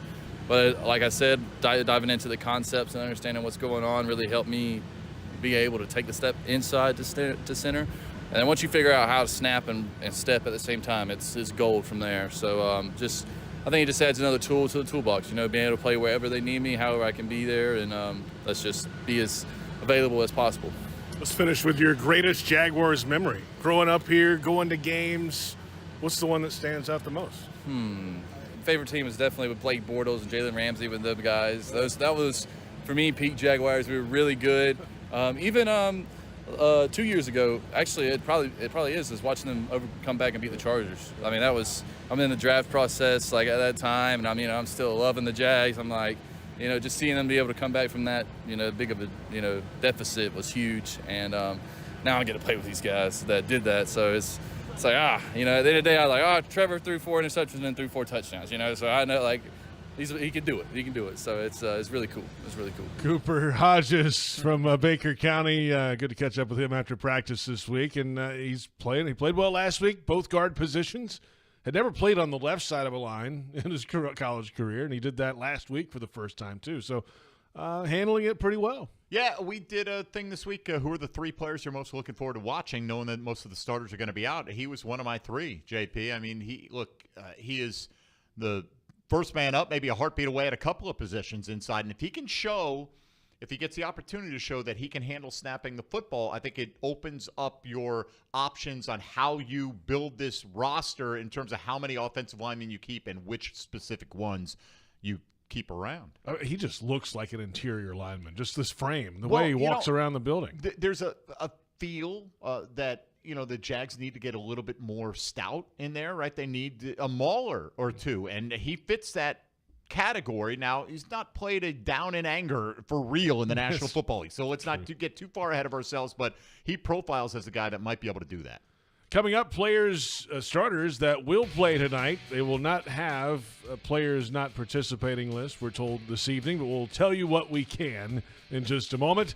A fantasy forecast. Frank Frangie in the booth a little bit later. Up next, though, it's a pregame huddle up podcast. Bucky Brooks and John Oehser standing by ahead of the Bucs and the Jaguars in preseason week 2. This is the Publix Tailgate Show on Jaguars Radio. It's game time, Jaguars fans, and Publix knows that football is all about pairings. A high-scoring offense paired with a stingy defense. A rocket-armed QB paired with a dynamic wide receiver. And at Publix, you can pair hot deli chicken tenders with savory dips. Delicious sub platters with ice-cold beverages. And you can pair these tailgate essentials with an entire parking lot full of Jaguars fans chanting, Duval! Gear up for your tailgate at Publix, the official supermarket of the Jacksonville Jaguars. Are you ready for some football? Well, you are now, thanks to Ticketmaster. As the official ticket marketplace of the Jacksonville Jaguars and the NFL, Ticketmaster's got the best way to take it to the house when it comes to being there live. They're the safest and most convenient marketplace to score fully verified Jaguars tickets. And even if your plans get broken up or worse, turned over, Ticketmaster gives you more flexibility to sell your seats. So get those touchdown celebrations ready and score your tickets today at Ticketmaster.com/Jaguars. Hey fans, it's Tyson Campbell, cornerback for the Jacksonville Jaguars. This season, your game day is getting even tastier with Al's Pizza in the stadium. And every time we get a pick, you'll score. If the Jaguars get one interception, you'll enjoy buy one, get one free pizza at any Al's Pizza location Monday through Thursday after the home game. 2 interceptions, a free dessert. And 3 interceptions, that's a free appetizer. Just tell them you want the Jags pick. Up your game and get your Al's Pizza at the game or any of their locations. Brooks Rehabilitation is proud to be the official rehabilitation partner of the Jacksonville Jaguars. We are here for them, and we are here for you. Ranked #1 physical rehabilitation hospital in Florida by U.S. News and World Report, our playbook is individualized treatment and exceptional care to get you back to living your life. Brooks has cutting-edge technology and therapy solutions in every care setting, treating sports injury, orthopedics, brain, spinal injuries, and more. Go beyond your expectations with Brooks Rehabilitation.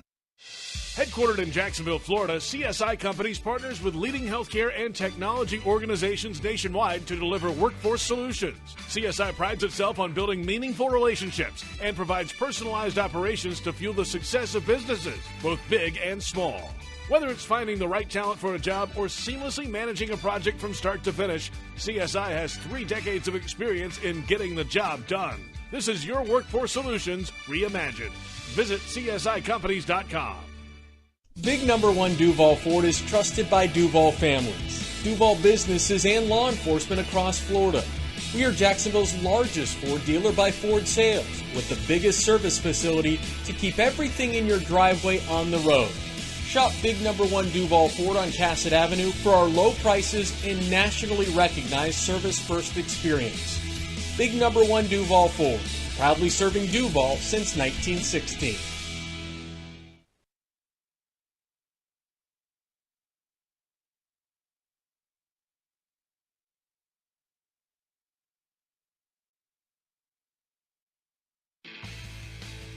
The Publix Tailgate Show continues. JP Shadrick with Mike Dempsey at the Hyundai Studios, the Miller Electric Center. The Bucs and the Jaguars coming up at EverBank Stadium. Kickoff just after 7:30. The season is almost here, and you don't want to miss these great matchups this season.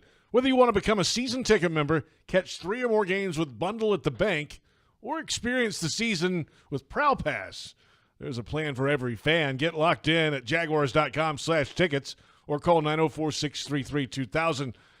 There are a number of starters that will not go tonight. There also are a few starters who are expected to get some playing time tonight. We'll give you those instead of the players who are expected not to play. The team not officially giving a list of players out, but they're expecting Brian Thomas Jr. to play tonight. Rookie wide receiver. Christian Braswell, the cornerback, will likely get some time. Chan Muma, the linebacker, could see playing time tonight. Ezra Cleveland on the offensive line at left guard. Anton Harrison at right tackle, both missed last week's game, so likely making up for a little bit of lost time with some game time tonight. And Roy Robertson Harris will get some time, most likely, in tonight's game.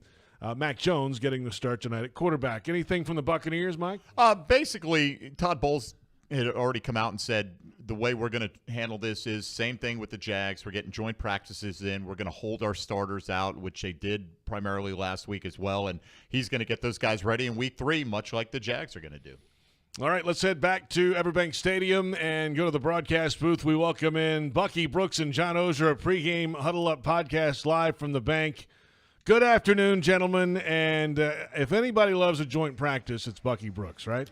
I mean, no one loves joint practices more than that. It takes me back to my time in the Jaguars when we went down to Tampa to have a joint practice. So I like a little competitive situation over the course of the week. That's right, and if memory serves, Bucky, you got here mid-season '96. Yeah. They practiced against Tampa here in '96. So this is a long-standing, glorious tradition, JP. Yeah, apparently so. And it beats the heck out of OTAs, right, John? I mean, a little different vibe this week. Nothing beats OTAs. Hey, Mac Jones, we heard from him earlier. He had a press conference this week. You know, he seems to be handling the situation with as much class and grace as he can, right? It's a new world for him, Bucky. And but this is a big opportunity for him tonight. One of his last chances, most likely, to get some things on tape.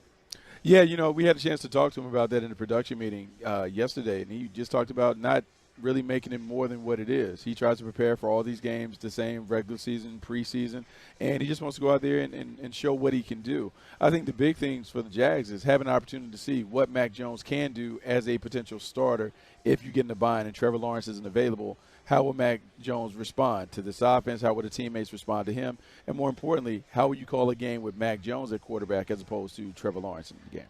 Yeah, JP, it's hard for me to say this being an Episcopal grad, but Mac, who went to Bowles, what a good kid and what a self-aware kid. And, you know, I'm not sure you knew what to expect coming in, even though he had that reputation. Everybody knows he's a nice guy.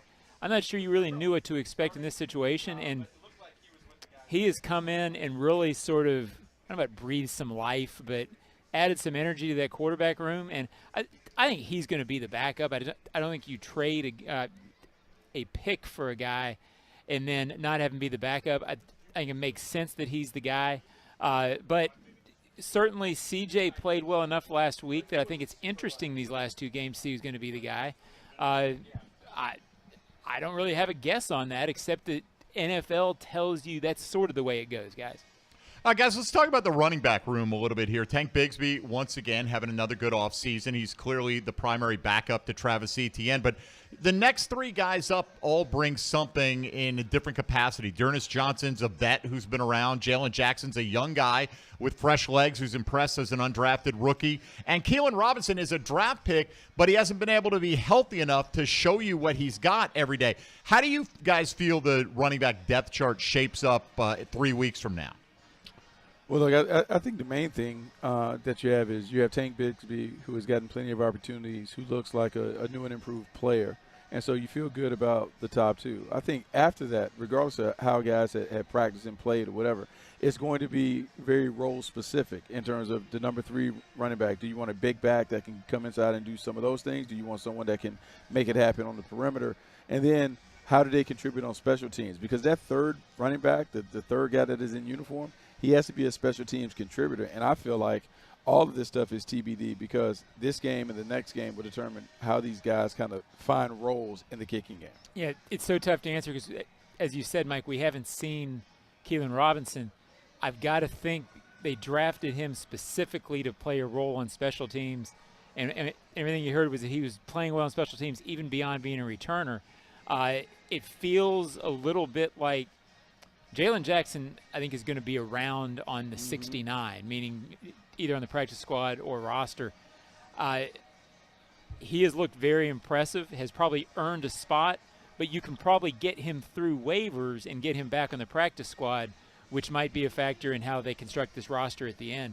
But he's been really, really impressive, and I think he will play some sort of role for this team this year at some point if there are injuries. Bucky Brooks and John Oehser from EverBank Stadium, pregame Huddle Up podcast live on the Publix Tailgate show. Let's flip it around to defense. A starter expected to probably get some time tonight, Roy Robertson-Harris. And last week, he was playing in the second half of that game. What's going on with Roy? Anything stand out, Bucky? Well, those are 2, historically, that means they're looking at him trying to figure out if he's going to be here. I mean, I think he will be, but they're a deep defensive line with some numbers that they like. They like Ledbetter. Devon Hamilton's come back. They're going to play a lot of guys in a lot of different spots. I don't speak out of turn because I haven't heard from anybody that's what's going on, Bucky, but that's what, just taking that at face value, that's what it looks like. Anyway, John, if everybody on the starters are sitting out and you find yourself dressed out and playing, right, that's not good. I mean, it's certainly not a good thing because normally if you see him as like a valuable piece where you want to protect him and make sure that he's there week one, you would take him off the field. To me, it appears that these are showcase opportunities. Let's put him on the field. Let's potentially see if he can work his way back into the rotation in a prominent role, or let's let the football world see what he's able to do on the inside. To me, he's being showcased in some way, shape, or form, and then he will determine whether it's with the Jaguars or somewhere else where he ends up playing. Guys, interesting mix of veterans and young players in the secondary, both at corner and safety. Is there a particular player you'll have your eye on tonight to see if they're making their mark on making this roster? I don't know about making the roster. Braswell has been so interesting to watch during camp. I know they loved him last year, and he seems to be fulfilling that. I think he's on the roster, so I'm not sure that answers your question. But I like watching those last three corners, and not really the last three, but I would say the 4 through 6, Braswell, Monteric Brown, and DeAndre Prince. Yeah, so the guys you talked about, Monteric Brown and Christian Braswell, I want to really pay close attention to those guys because I'm looking for that big jump that they have. You talk about guys that have been around for a little bit. At some point, it jumps. And so for Monteric Brown entering year 3, I'm looking to see him really take a major leap in his game. Then it's the young players that we talk about, like the draftees that have come in, Jones and Princeton, those guys, having opportunities to play, getting better and better each week.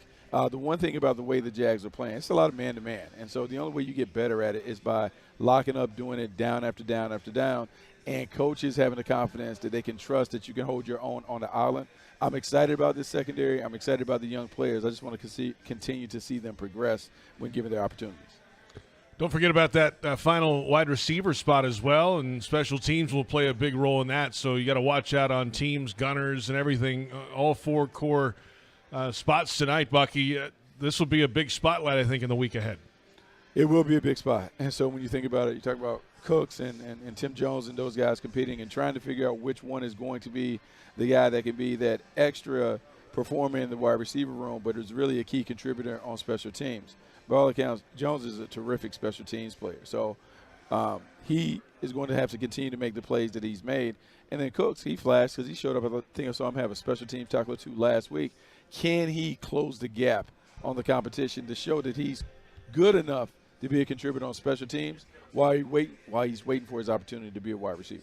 It's a little tricky to cut the team tonight, if you will, because usually you can look at the 3rd preseason game and whoever's covering kicks is usually going to be on the roster. Tonight there's so many guys not on the roster, it's hard to use that formula, but always look for guys who are covering kicks well because the teams have a hard time cutting those. Yep, those are hard to find for sure. Gentlemen, enjoy the evening. Bucky, good luck on television tonight. John, good luck writing tonight. I'll try. Should be fun. Bucky and John from the bank, the weekly Huddle Up with Bucky Brooks show Wednesdays at 4 on Jaguars.com and the Jaguars YouTube channel. We are closing in on Jaguars Radio Network coverage. Countdown to kickoff starts at 6:30. But up next, Fantasy Forecast and Frank Frangie in the broadcast booth. The Bucs and the Jaguars coming up. And this is the Publix Tailgate show on Jaguars Radio. It's game time, Jaguars fans, and Publix knows that football is all about pairings. A high-scoring offense paired with a stingy defense. A rocket-armed QB paired with a dynamic wide receiver. And at Publix, you can pair hot deli chicken tenders with savory dips. Delicious sub-platters with ice-cold beverages. And you can pair these tailgate essentials with an entire parking lot full of Jaguars fans chanting, Duval! Gear up for your tailgate at Publix, the official supermarket of the Jacksonville Jaguars. If you are an experienced electrician looking for your next big opportunity, look no further than the Miller Electric Company, a trusted name in the industry for over 96 years. At Miller Electric, we tackle the biggest projects in the city, offering you the chance to showcase your skills on a grand scale. We believe in rewarding hard work with the best pay, top-notch benefits, and an unbeatable culture where people actually care about each other. Take your career to new heights with Miller Electric Company. Apply today at millercareers.com. Miller Electric, an equal opportunity employer. The kick is up. It's good! Score winning sub deals this Jaguar season at Firehouse Subs. Buy a medium hook and ladder sub and get a medium hook and ladder sub free when the Jaguars kick a field goal of 40 yards or more.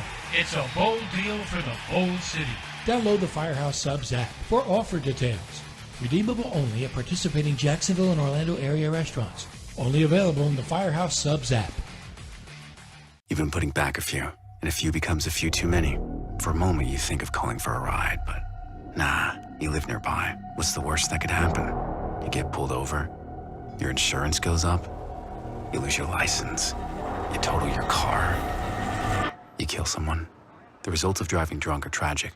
That's why law enforcement is out there looking for impaired drivers to save lives. So if you think you're okay to drive after a few drinks, think again. Drive sober or get pulled over. Paid for by FDOT. Hey, hon, the sink isn't draining well. Kind of makes it sound like this.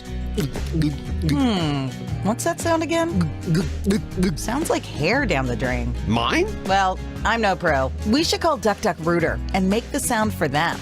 Duck Duck Rooter. However you describe your plumbing problem, we have your solution. Duck Duck Rooter. Proud partner of the Jacksonville Jaguars. 904-862-6769.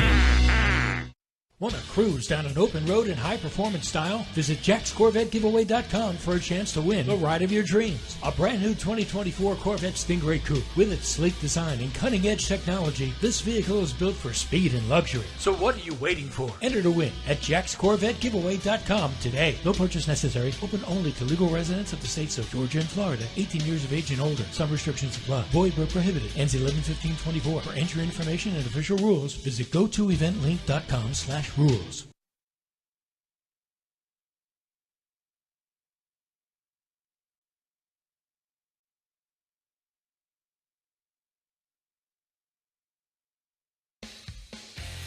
JP Shadrick with Mike Dempsey from the Hyundai Studios at the Miller Electric Center. The Publix Tailgate show continues ahead of the Buccaneers and the Jaguars. Kickoff time 7:37 officially. EverBank Stadium, the site in Jacksonville, Florida. You're invited to a very special evening with John Legend, live in concert at Daly's Place. It's Saturday, August 24th. It's a week from tonight. Don't miss this very special, intimate performance. For tickets and info, visit dailysplace.com.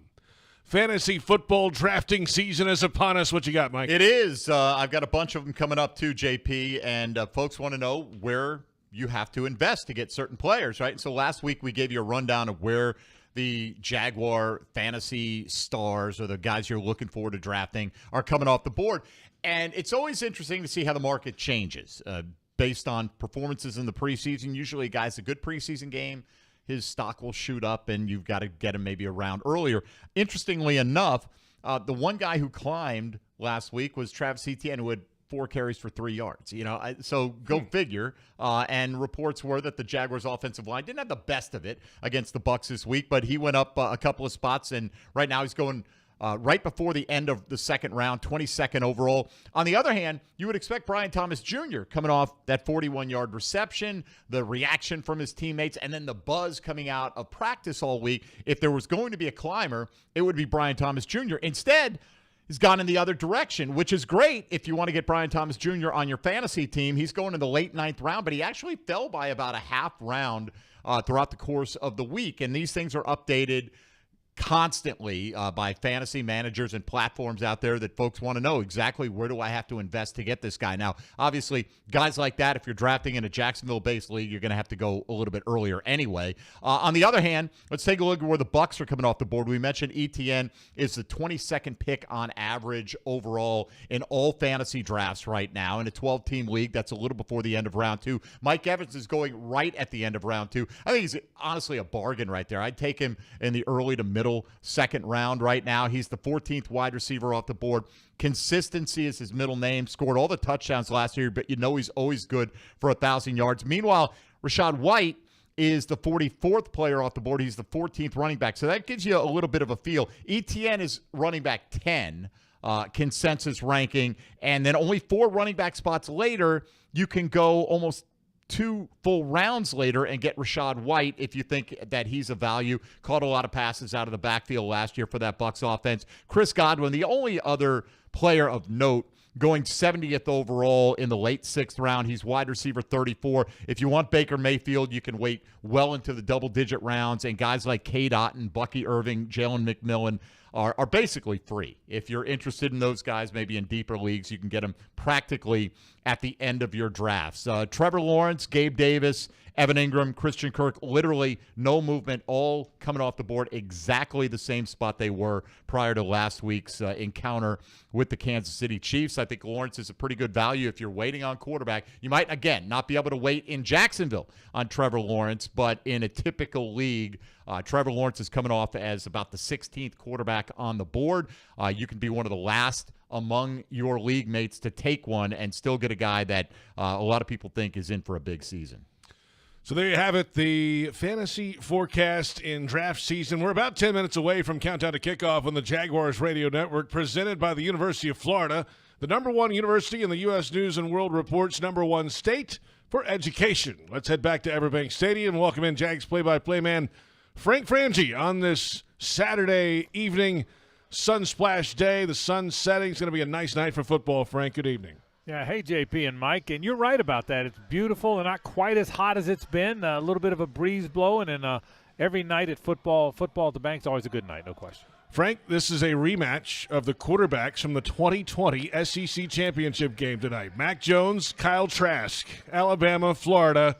Jones, of course, getting the start in his hometown tonight. The Bulls graduate starting for the Jaguars in this game, and a big opportunity for him tonight. Yeah. Let's get this out of the way right now, JP. Yes, your alma mater beat mine that night. Okay, so I'm teed up properly for that. So that's happened. But you're exactly right. It was a fun. How about this too? The 4 quarterbacks. Devontae Smith won the Heisman that year. The next 3 in voting were Trevor Lawrence, Mac Jones, and Kyle Trask. How about that? Yeah. How about that? So all 3. Yeah. It will be a fun quarterback night. I'll say this. At least officially now, both teams have a battle for the backup spot. I was talking to some of the Tampa Bay folks, and they think Trask will beat out Jacksonville's Johnny Wolford, but it's not done yet. And tonight will be important to that. And obviously, Mac Jones and C.J. Beathard, JP, are battling it out here. Now, look, they traded for Mac Jones, so maybe you can guess that he's going to be the backup. But at least as we sit here today, these are 2 guys that are fighting for backup jobs. Yeah, and you got to give C.J. Beathard, his props as a veteran to chance to compete, Frank, and on all that. But I don't think there's really anybody who watches his team closely who doesn't think Mac Jones will be the primary backup. The question then becomes, what do they do with C.J. Beathard? Do they think they can sneak him through waivers? Do they keep 3 quarterbacks? What do you think? If Mac Jones cements himself as the backup, how do you think they handle C.J.? I don't think they'll keep 3. I think they will cut him. And then I think you just made the point, Mike. I think they will try and bring him back on the practice squad. If he is here, he's been good for Trevor. He helps Trevor watch tape. They have a great relationship. They game plan together. So I think that would be the plan if nobody picks him up. So if someone picks him up, then he becomes the backup. But I think and I'm guessing here, Mike, but my guess is that Mac Jones will be the backup quarterback and that they will try and bring C.J. Beathard back on the practice squad if he's available. That's what I think. That would be my guess of what they're going to try and do. Frank Frangie from the broadcast booth at EverBank Stadium ahead of the Bucs and the Jaguars coming up. What's your biggest concern about the offensive line right now, Frank?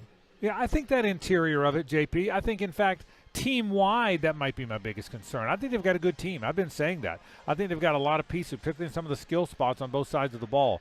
The interior of the offensive line, because it struggled so much last year, JP, I think is the group that has to prove itself. I think hopefully Mitch Morse, you won't see him tonight, but hopefully Mitch Morse will solidify that group some. Brandon Sheriff has a little bit left, I hope. But I think that group is the group. Now, we will see Ezra Cleveland tonight because he wasn't able to play last week. But for the most part, you won't see that group. But that's the concern. If you're going to run the ball, you better be good at those 3 spots, guard, center, guard. And I think we won't know that until really the season starts. But that is the concern, at least for me. Yeah, I think we're also saying we won't know that in a hopeful way, right? Because, last week they didn't run it great with the first team, Frank. And, got pushed around a little bit, according to some of the reports, in the Wednesday practice with the Bucs there on the interior of the offensive line. So let's flip it around to positives coming out of this week of joint practices. We won't see all these guys on the field, but what stood out to you? What was the biggest positive for the Jags this week? I thought in the padded practice, Mike, they were more physical than Tampa Bay. Maybe not as much of that offensive line group, but the Jaguar defense I thought was more physical than Tampa Bay. Rick Stroud's a friend. He's covered the Bucs forever, and he stayed out there at the Marriott Sawgrass with the team, and he's around him, and he's close to Todd Bowles. And I can tell you, they were really lamenting the fact that they thought they got pushed around. I mean, this is the Bucs talking. So I think that's number one for me, Mike. The other thing is Brian Thomas Jr. keeps running by guys, doesn't he? I mean, he is. Listen, it's been a long time since the Jaguars, Mike, have had an explosive deep threat, and it's early. I know that. But I wouldn't be surprised if he's that. So to me, the physicality of the Jaguars defense in the padded practice, and boy, watching number 7 run by people sure is fun. Frank Frangie from the broadcast booth. Speaking of that Jaguars defense, as we mentioned, might not see many of the starters out there tonight. So, we heard Bucky a moment ago talk about some of the young defensive backs, first, second-year guys, that this is their big opportunity tonight to really step up and prove that they have a spot on this roster. See, I think there's a lot of guys there, JP. You have a pretty good idea that Tyson Campbell and Ronald Darby and Darnell Savage are going to be starters, right? But then after that, whether it's Monteric Brown or DeAndre Prince or Christian Braswell or Jarian Jones, who I think is going to be on the team, there's a lot of, to your point, there's a lot of guys there that have had moments in this camp. And so which ones will have the best moments, which one will make the team, which ones come back as a practice squad, which ones wind up somewhere else. In the years we've been doing this, there haven't been a lot of times when there's a high volume of guys that get cut in Jacksonville and make other rosters. There have been some. There's always some. I think there's going to be more of that, JP, this year than there's been. I think there's a lot of good players here. More good players in camp. More good players among the 90 than I can remember here in a long time. Frank, great stuff as always. Have a great call tonight. We'll talk to you. All right, fellas. Thank you. Frank Frangie from the broadcast booth at EverBank Stadium across the street from the Miller Electric Center. And we are closing in on kickoff. Up next, it's Jaguars Radio Network coverage and countdown to kickoff. We'll hear from Fred Taylor, the final word before kickoff with head coach Doug Pederson as well. The Buccaneers and the Jags just over an hour away in preseason week 2.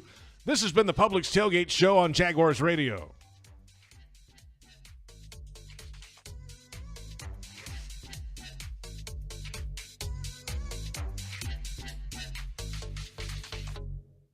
It's game time, Jaguars fans, and Publix knows that football is all about pairings. A high-scoring offense paired with a stingy defense. A rocket-armed QB paired with a dynamic wide receiver. And at Publix, you can pair hot deli chicken tenders with savory dips, delicious sub-platters with ice-cold beverages, and you can pair these tailgate essentials with an entire parking lot full of Jaguars fans chanting, Duval! Gear up for your tailgate at Publix, the official supermarket of the Jacksonville Jaguars. Touchdown at Jaguars away games when you fly nonstop from Jacksonville International Airport.